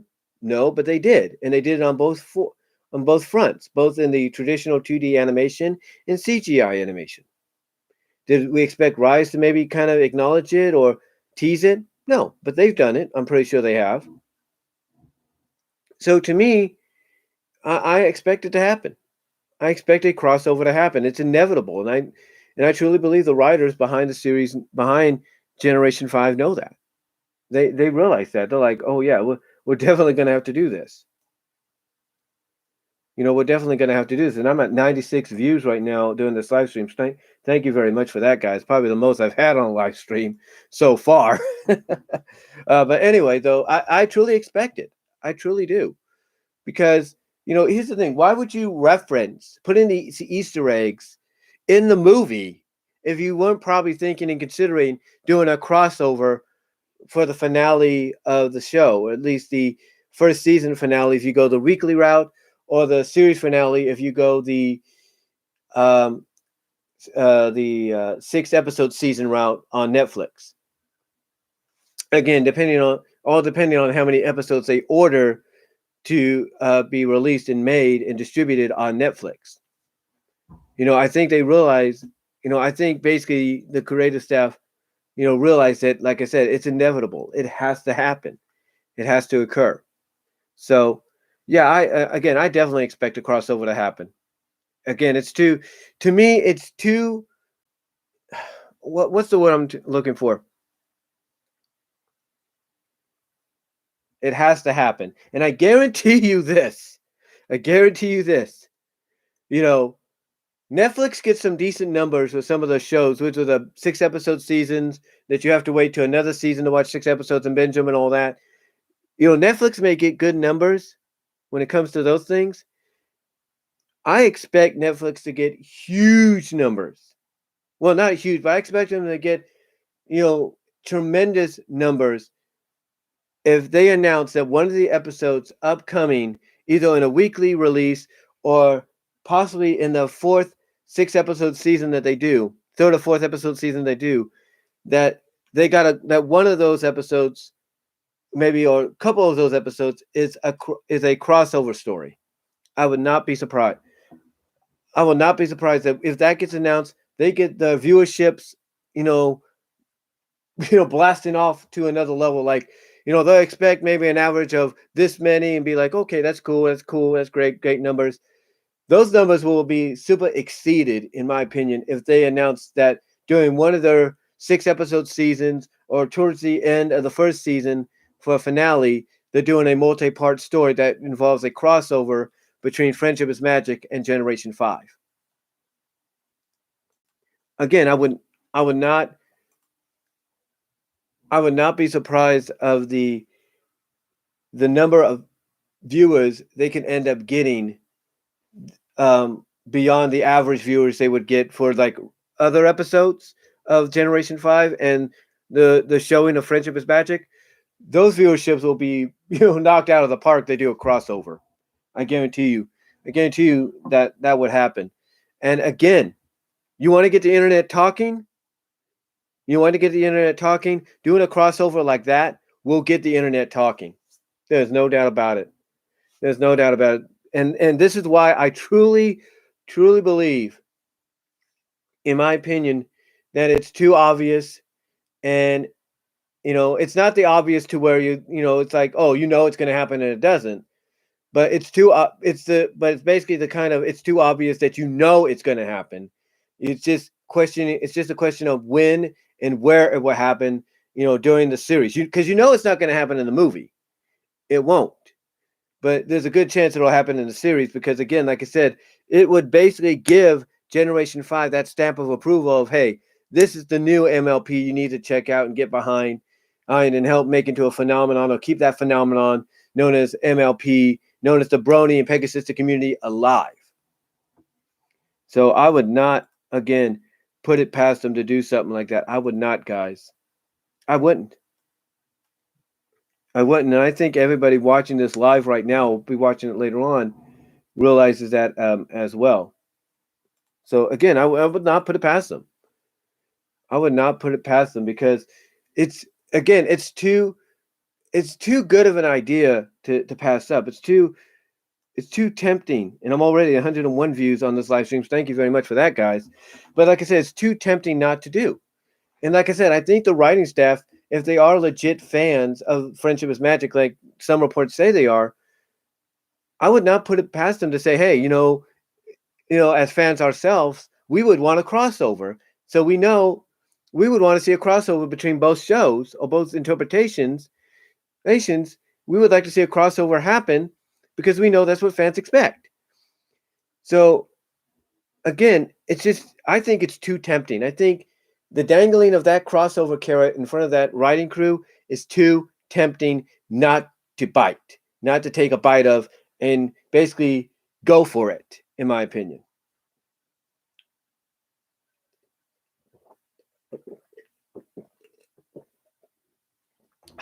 Finishing off my coffee there. But like I said, it's too tempting. It's too tempting. And I want you to think about this too. When this one site accidentally displayed merchandise for Generation 5, they did it alongside merchandise that's upcoming that still relates to Generation 4. Now, that may not mean anything, but maybe it does. But I think, doing something like that, I believe, to me, is a sign. To me, it's a sign. And what that sign is saying is is basically, we're going to probably get a crossover within the first season of the show of Generation 5. We just got to wait till 2022 and whenever the show debuts to see if that's going to happen. And again, like I said, if they go the weekly route, the weekly episodic route, like they're being rumored to go in the future with, My Little Pony Generation 5, along with other series, then I definitely expect towards the end of the first season, depending on how many episodes they order, I can expect them basically to say, hey, the finale is going to be a multi-part story, which is going to be a crossover between Friendship is Magic Generation 4 and this new Generation 5. I totally expect something like that to happen. I really do. But again, I could be wrong. I could be totally wrong about that. I could be totally wrong, and it may be, it may not happen. We may get flashbacks for all we know. But again, though, like I said, I think it's just too tempting. I think it's just too tempting for the writers to pass up, because if the writers are fans themselves, as I've mentioned, that's been mentioned as well in other reports when it comes to the people writing the series for G5, then I think they realize that it's too tempting of an opportunity to pass up.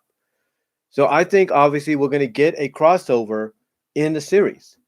It's inevitable. It's inevitable that's going to happen. And I would not be surprised that if they go the weekly route, that when you get towards the end of the first season, depending on how many episodes they ordered, that's when you get a multi-part story. It's going to be a crossover. Or if they go the 6-episode season route that they've been doing, I would expect by at least season 3 or season 4, depending on like I said, the order of episodes the number of episodes they order, I would expect that to be basically around, like I say, season 3 or 4. I expect the episodes there to be where the crossover for, to end the series or have the series come to a close would happen.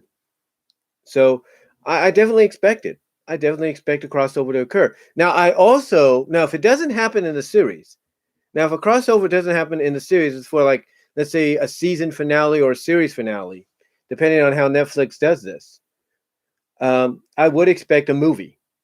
I would expect possibly a movie to come out of this where you cross over, Friendship is Magic with G5 and maybe G1. Kind of basically, I mean, take a look at the success a lot of, series have got. Take a look at the success and the viewership numbers, people get when they do that with other shows. Other studios get when they do that with other properties, when they cross them over, different interpretations and all that. Their numbers go almost through the roof. They go higher than they would expect them would, or they expect they should. So if we don't see a crossover, like as part of a multi-part season or series finale, depending on how Netflix, releases the series itself or distributes the series itself, then I would expect a movie to be the option. I would expect a movie to be the option of where Friendship is Magic meets G5. And I think, that right there, and I expect, and hello, Nintendo. Nice to see you in the live chat. But I would expect that to be the other option they would take to go and do a crossover between Friendship is Magic G4 and G5. Because again, either way, you're having G4 through a crossover give that stamp of approval of saying G5 is taking MLP to that next level, taking the Brony and Pegasus community to that next level, into the future. So I expect a crossover to happen either way, either as part of a season or series finale, depending on how Netflix releases the episodes, or I expect it to be done in a direct-to-video, I expect it to be done in a direct to Netflix, direct to video, and direct to Discovery Family crossover. Afterwards, either after the first season or after the series is over, I would expect, or even in the middle of the series or the season, in the middle of the season, I expect perhaps maybe a movie to be announced as a crossover movie, I should say, to be announced where this would happen. But yeah, I heavily expect a crossover to occur. Now, here's the other thing that I noticed about the animation that was released for G5. that showed the characters in motion. I think I mentioned this earlier, but if not, if I didn't mention this earlier, let me say it right now because I think I mentioned it in the video earlier today. I look at Sunny Star Scout and this unnamed male pony, and it's almost like G5 is going to explore romance, and that these two are going to be an item. Now, I wouldn't say. Now, here's what's interesting, though. Yeah, I think I did mention this earlier, but like I said, But as I mentioned earlier, here's what's interesting. I look at All Dogs Go to Heaven too, and it was established at the end that Charlie and Sasha got together. But when you get to the series, they have an on and off relationship. Basically acting like nothing really happened, right?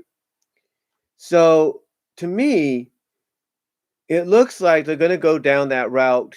It looks like right now, according to this little teaser that we get, that there's something romantic going on between, or attractive, romantic wise, flirtatious wise, going on between this unnamed male pony and Sunny. So so what I see here, just by that little moment on screen, is I see that G5, because they talk about how G5 is going to tackle all these different subjects and everything in the movie and in the series. It also looks like they're going to tackle romance, something that, as I mentioned earlier, um, the series did kind of tackle a bit, with some of the characters, and with Sugar Belle and Big Mac and and Pinky and Cheese and all that. They acknowledged it, but the thing is, they didn't really push it too much. They only did it with certain characters. The comics, the IDW comics, on the other hand, are like, hey, we'll take the romance and we'll run with it. We'll acknowledge it. I mean, heck, they have Celestia in love with an alternate universe Sombra. They just finished a 2-part issue story with Pinkie Pie and Cheese Sandwich, basically very subtly acknowledging that they're in love, that they love each other, that they want to be more than friends. You have a variant cover of, teasing Apple Spike, thanks to Disney Fanatics, of Disney Fanatics' work of getting that put onto the map.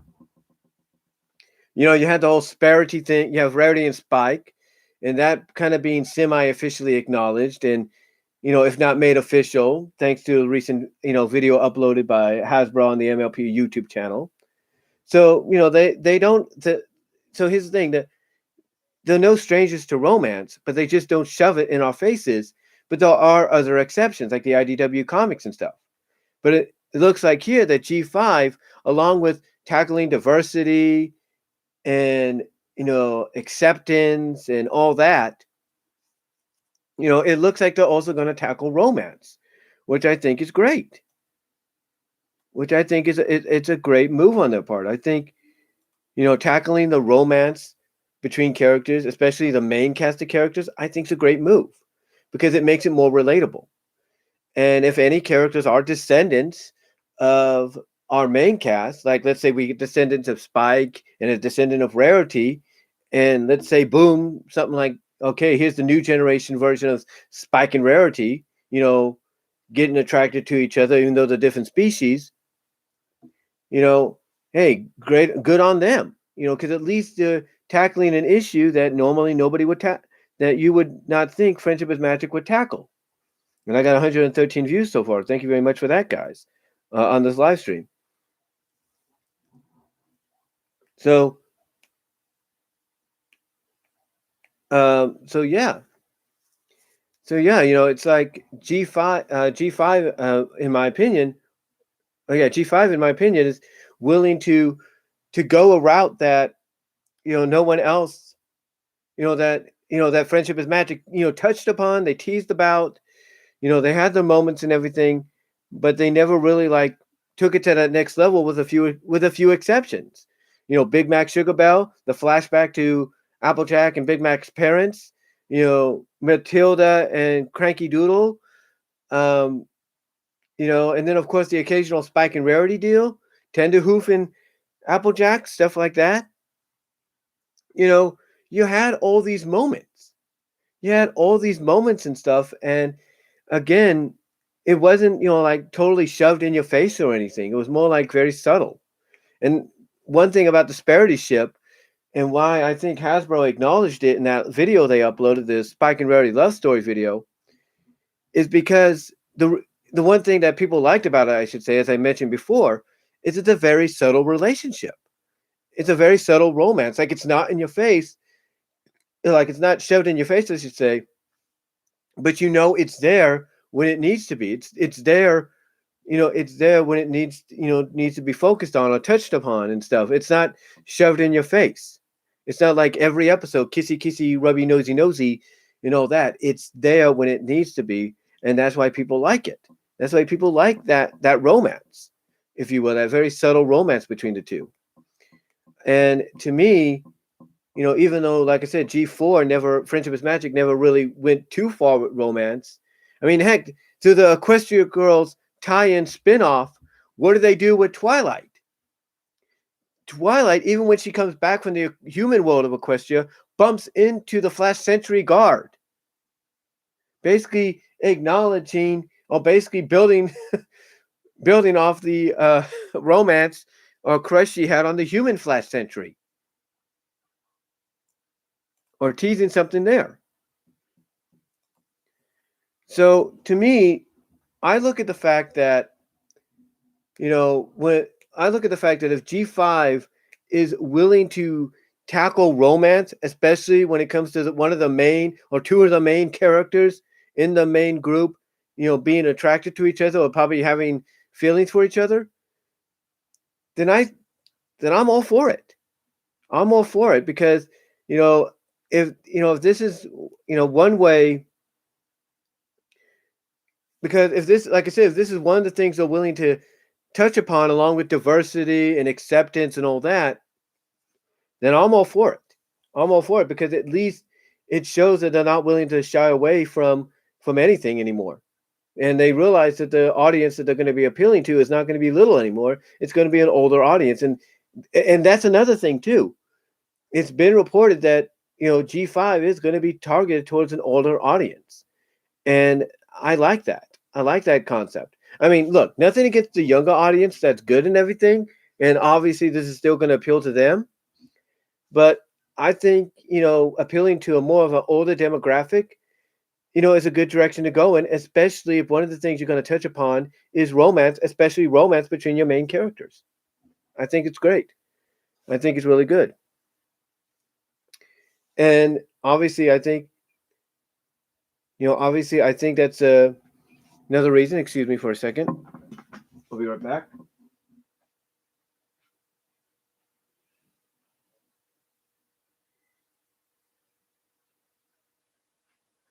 Just checking something, guys. Just check. It must have been something outside. But like I said, I think this is another reason why they chose to go with Netflix over maybe Discovery Family, because Discovery Family, and I'm not saying it's not a bad play. It's not a bad, it's not a bad network to have your show on, but Netflix is more freelance. The more, like, they give you more elbow room to spread your wings, if you know what I mean, and come up with ideas and concepts and stories that network television, even cable network cable television, would kind of be weary about, especially if one of the shows that you have on their network is supposed to be targeted at a younger audience initially. So, overall, I'm, like I said, I'm glad they're doing this. I'm glad they're doing this. I'm glad they're going in this direction. By tackling, by adding in the fact that not only are they tackling all these other modern themes and subjects like acceptance and diversity and I guess speciesness, if you will, but also I like the fact that they're tackling romance, and I'm glad they're doing that. And it's obvious that, and again, if you're, and let me say this: if you don't think they are, again, take a look at the animated GIF that they put up showing the characters in motion. If the ending of that with, the little teasing between Sunny and that male character, doesn't give off the romantic vibes, then I don't know what does. Because it does to me. It does to me. So I'm glad that they're open to doing that. I'm glad that they're open to doing that. So, maybe by doing this, opening to this, maybe the maybe the season 10 comics by IDW, which continue the animated continuity of Friendship is Magic in comic book form, maybe we might get something between Spike and Rarity, or Spike and Sweetie Belle, or maybe Spike and Applejack. Who knows? Mostly, hopefully, Spike and Rarity, because if they're willing to, use two of the issues out of the season 10 comic to basically say, officially confirm, yeah, this is how Pinky and Cheese Sandwich became romantically involved, then I don't think nothing else is off the table. I think obviously they got to go the route. They got to go and at least address Spike and Rarity, and at least have something there that says, yeah, that these two are together in a romantic kind of way, even though some people may or may not agree with it. But to me, but to me, and that's our neighbor's dogs again. I do apologize for that. But like I said, to me, if your new generation already through this teaser is saying, hey, we're going to also, along with all our other themes, we're also going to tackle romance, especially between our main characters. I think that, to me, that opens the door. That opens the door for other versions of MLP to do that as well. And I think IDW, the creative staff behind the Season 10 comic, probably saw this and been like, oh yeah, okay, now we know what to do. Now we can do some more romance, because if they're willing to do this with us new stuff with this new generation, then we'll do it with ours. Then we'll do it with the previous generation as well, especially with this season 10 comic that's supposed to help, bridge the gap between ending of the end and last problem. So I could see them doing it. I could see them doing that. So, um, but yeah, I'm glad they're tackling that. They're going to be using that to tackle that's going to be one of the things they tackle. Now, the obvious question the last thing, obviously, that everybody wants to know before I close this, because, my mom's going to be coming home soon. And you know how it is with family sometimes, parents, siblings, whatever. It's kind of hard to do live streams. I mean, I was just watching just Alex's live stream. What was it, on Elimination Chamber, and then his Dynamite live stream, and he kept getting interrupted a lot. It's like someone threw mail to him when he was doing a live stream, and then another person was calling him on his phone. So yeah, it's not easy. You can work around it, but it's not easy.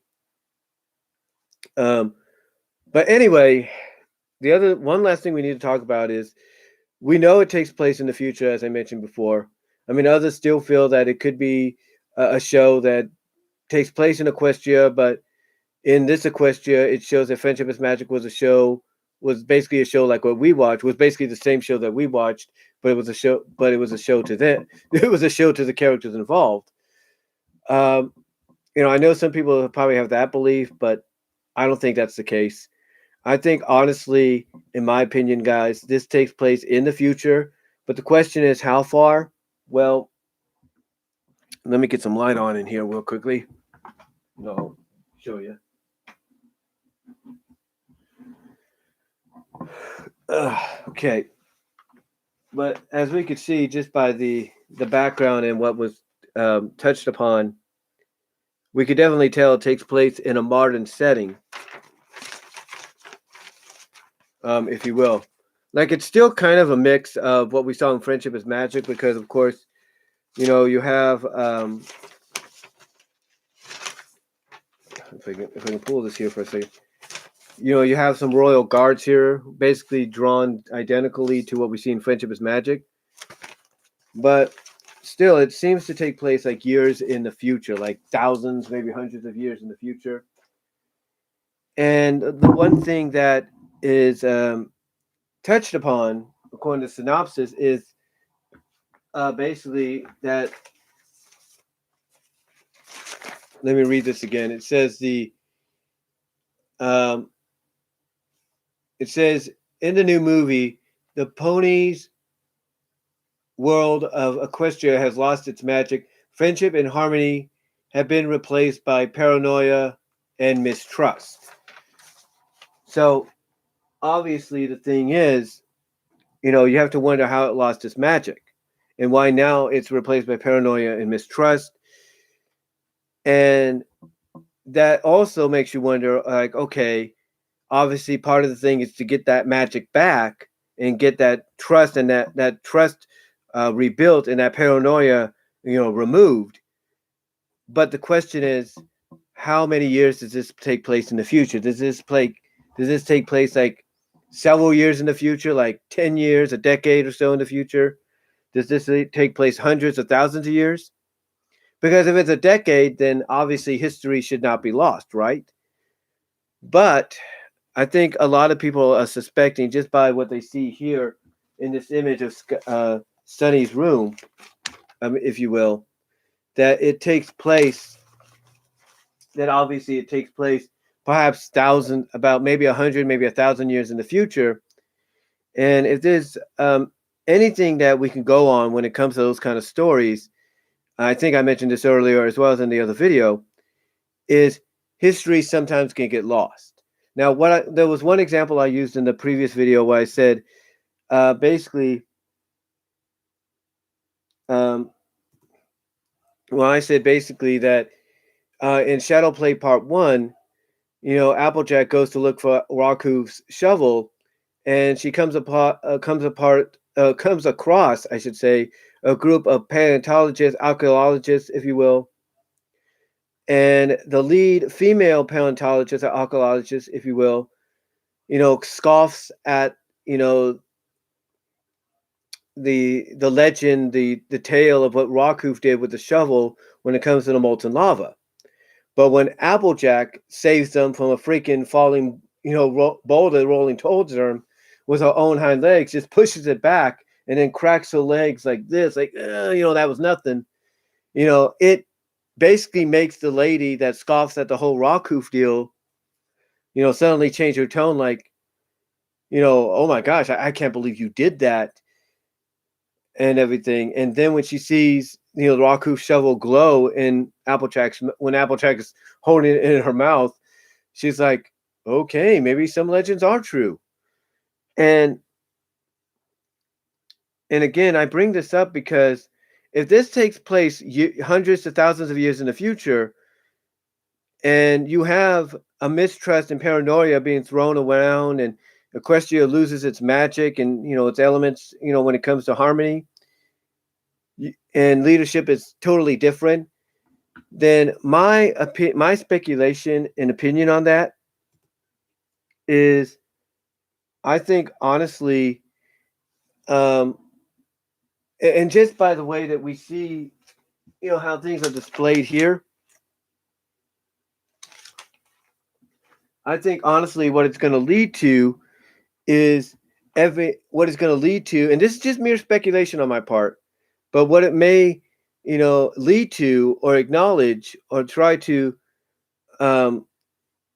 push throughout the film, basically push throughout the film. I have certain characters kind of push throughout the film as being, fact, is the fact that is the notion that all the adventures and everything that the main six, the main seven, the main eight, that being Twilight, Rarity, Applejack, Fluttershy, Pinkie Pie, Rainbow Dash, Starlight, and Spike did to help restore magic and a harmony back to Equestria years ago, is nothing more than legend. It's nothing more than a myth.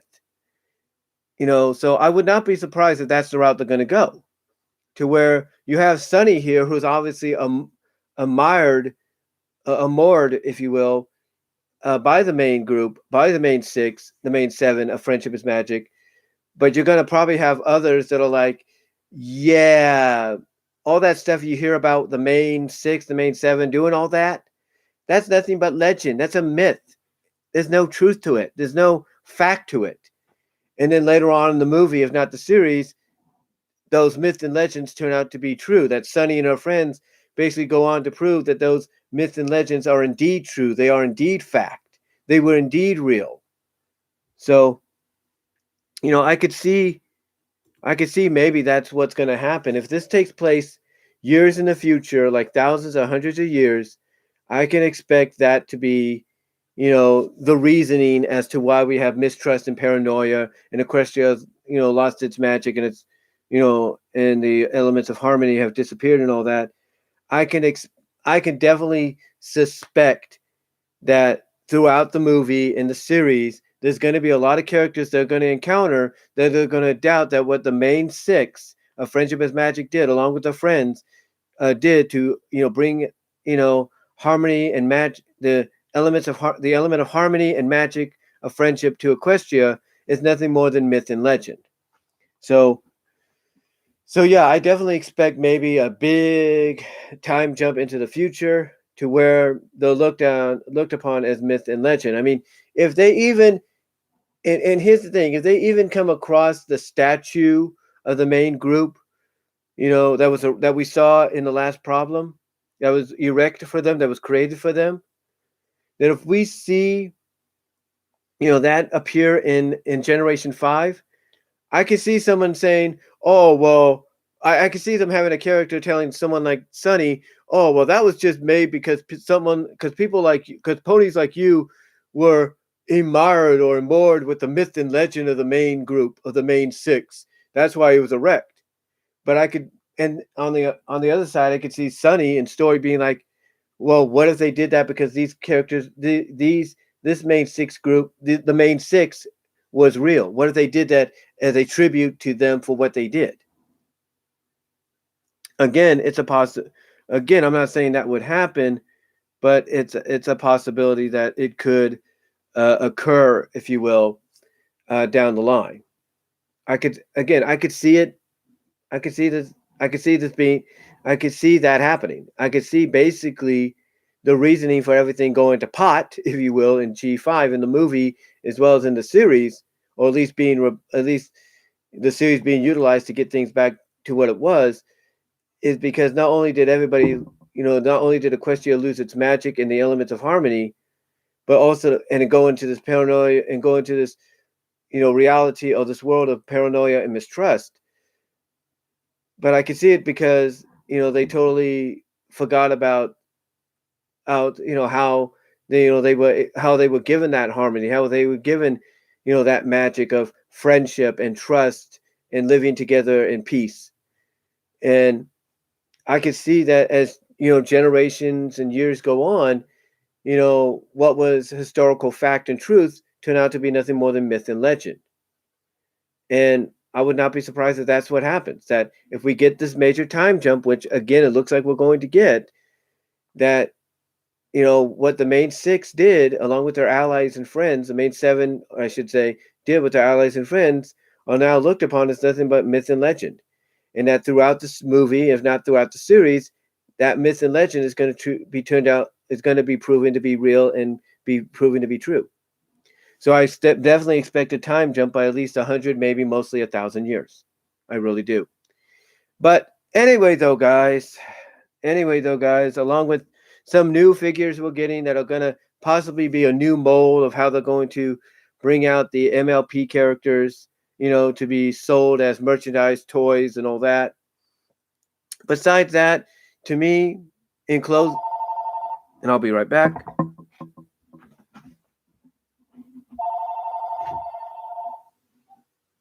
Hello?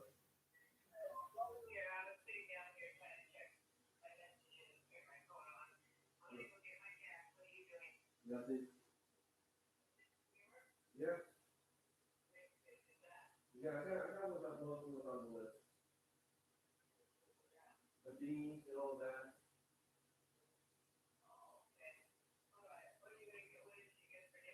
Pizza. Guitarra. Yeah. I know. All right. All right. Right.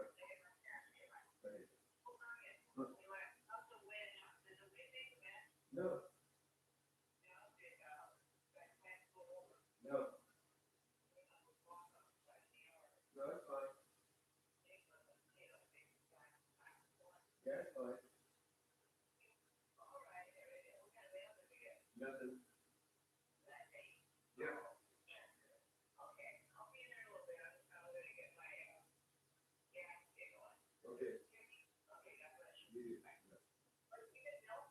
Not yet. I know.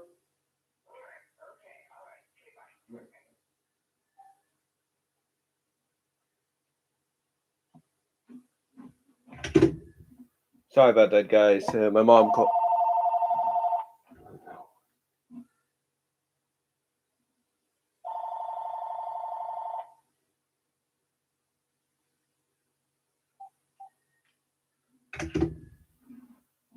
Oh, someone from Sonora. I don't know who that was. Sorry about that, guys. Like I said, my mom just called me up. She calls me up anytime she gets to Patterson to let me know she's at the gas station getting her gas, and then she's going to be on her way here. Which is why I got to wrap this up real quickly because, like I said, it's a little hard to do it with family. I mean, again, the people I watch sometimes doing live streams, like Alex Hicks and all them, they have to work around that. But what was I? Where was I again? I totally lost my train of thought, guys. Totally lost my train of thought. Where was I again? Oh yeah, the time jump. Yeah.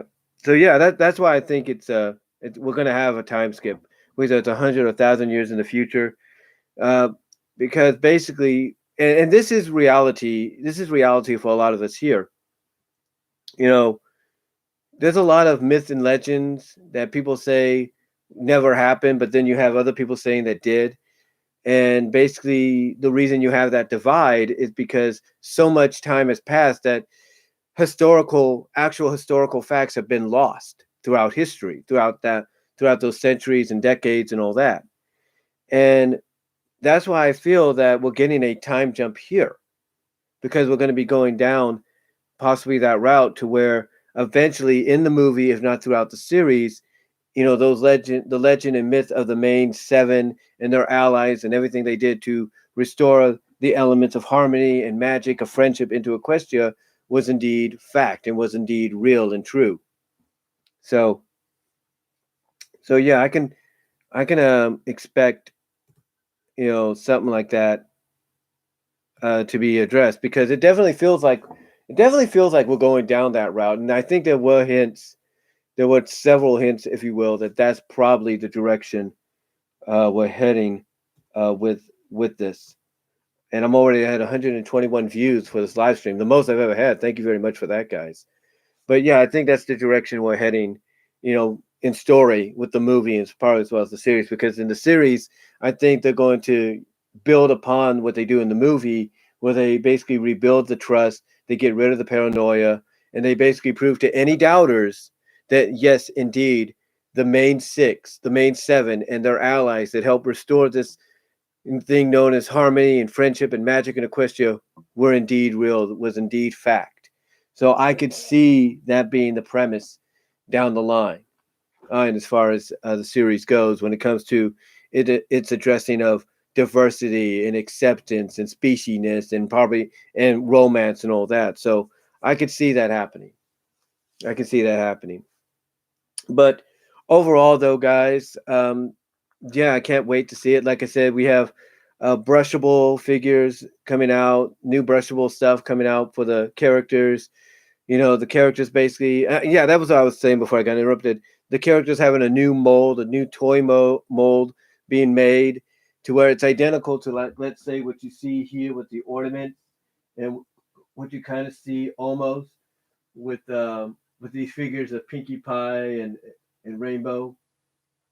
So it's basically what you see with. Let me give you an example. I'll bring her down for a second here before I put her back up. Like with the Guardians of Harmony sets that we've gotten, I can expect. That's kind of similar to the mold the same we're going to get with some of the figures. So I can expect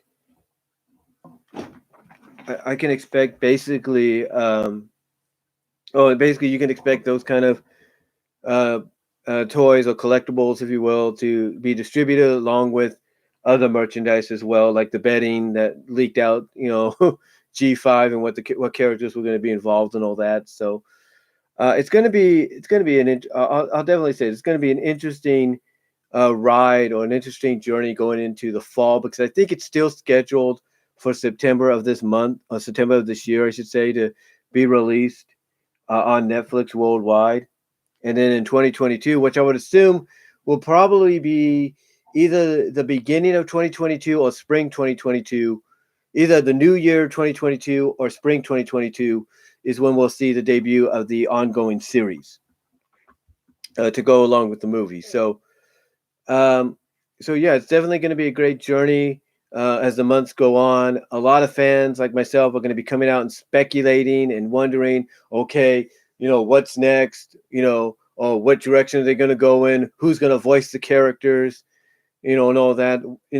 A lot more speculations and opinions are going to come out, and I've got a feeling we may be getting a trailer real soon. I would think I'll say this way. I would believe I would say around Easter maybe, spring break, around the beginning of spring into Easter, that time frame is when we're going to get a trailer. Let's know that we're going to probably get a full-length trailer for the movie. As a matter of fact, let me see when spring is.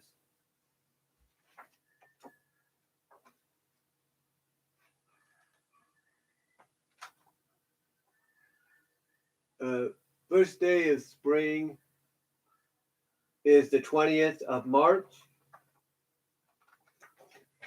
And then Easter is on April 4th. So between the 20th of March and April 4th, basically those 2 weeks, expect a trailer to be released for the new Generation 5 movie that's going to also give us this, that's going to basically serve as the pilot to the movie that's also going to be on Netflix. So I definitely expect a trailer by then. But like I said, I'll also expect a lot more speculation, a lot more discussion, here on YouTube, at Equestria Daily, at the forums at Equestria Daily, at the MLP forums, on Facebook and on Twitter and all that, even on all the places where people can talk about MLP, Discord servers and all that. I definitely expect a lot more speculations and opinions to come about when it comes to the series and what we're going to end up getting when it finally debuts. So definitely looking forward to it. And again, I definitely feel we'll be getting a crossover. I feel it.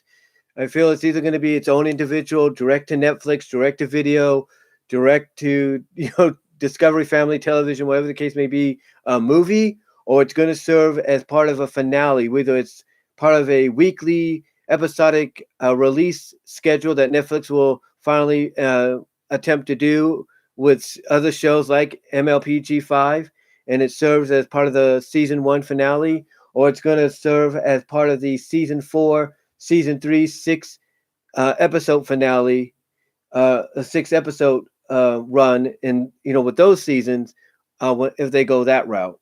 But I do expect a crossover to happen. I really do. But anyway, though, guys, that's all I'm going to say here for this live stream. Thank you all for tuning in. Really appreciate it. I have nearly hit 125. The most. I am at 123 views as we speak right now. The most I've ever had. So really, I appreciate all the love and support on this, guys. Probably the most I've ever gotten all day. I mean, together right now, when you think about it, I've gotten near over 400. Well, not 400, but almost, I would say 400 views. As a matter of fact, let me refresh this a little bit on my television so I can get a better idea. Oh yeah, I've gotten about over 400 views, 425, 424 views. So guys, I really appreciate that. Really appreciate the support and everything. And again, this is and again, I didn't, normally when I do these kind of videos, premieres or live streams, I give people an advancement of half an hour, most being 8 hours, 12 hours, whatever the case may be. I usually don't get that many views, especially with other things I talk about, or I do a live stream like right off the bat, like, oh, here it is. Here's a live stream for you guys to check out. Normally I don't expect, that many views, but yeah, I'm getting them here, and I really, really appreciate it, guys. Really appreciate it. So anyway, though, guys, that's all I'm going to really say on this live follow up discussion on My Little Pony Generation 5 and the fact that it's coming to Netflix, not just the movie, but the series as well. And basically talking about everything that's been released and shown to us throughout this morning during the Hasbro investors call. So, again, thank you all for watching. Really, really appreciate it. God bless you all for that. Let me know what your thoughts are down below in the comments below of what your thoughts are on G5. What do you expect to come out of it and everything? Do you think the characters might be revealed to be descendants to some of the main cast or their allies? What do you think down below? Comment if you like. I'd love to hear from each and every one of you on that in the comment section. And thank you all. Thank you to and a big thank you to everybody that joined me in the live chat as well. Really appreciate it. If you guys ever want to donate in the future during the live chats, I have super chats open. So if you ever want to do that, that's up to you. But really, again, really appreciate the support and everything that you guys are giving me here on this live stream. Probably, like I said, the most watched live stream I've done in a long, long time. Especially for the times that I've done the premiere earlier today and the in this live stream. So thank you all for joining me. I mean, heck, this live stream blew out my other live stream from earlier today out of the water, where I talked about the situation with Newsom and Como and what they're going through and all that. If you want to check that out, if that's your cup of tea, go ahead. But anyway, though, guys, thank you all for joining me for this live stream. Really appreciate it. And that's all I'm going to say. So I'm going to close it down now, guys. Again, thank you all for joining me. Really appreciate it. God bless you all on that. Stay safe. Get vaccinated if you can. And be good to each other. And thank you all for the support. And I will talk to y'all later. And again, thank you for, coming on here at the last, almost at the last moment, like immediately, and really showing your support and everything. So thank you all for watching. Take care, guys. God bless us and everything. And again, can't wait to see what people have to say as the months go on, as we build to Generation 5, where I believe we will get a crossover between both Friendship is Magic G4 and this one, and where I believe as we build towards it throughout the months, we will get a trailer possibly between the beginning of the spring season, March 20th, and Easter, which is April 4th.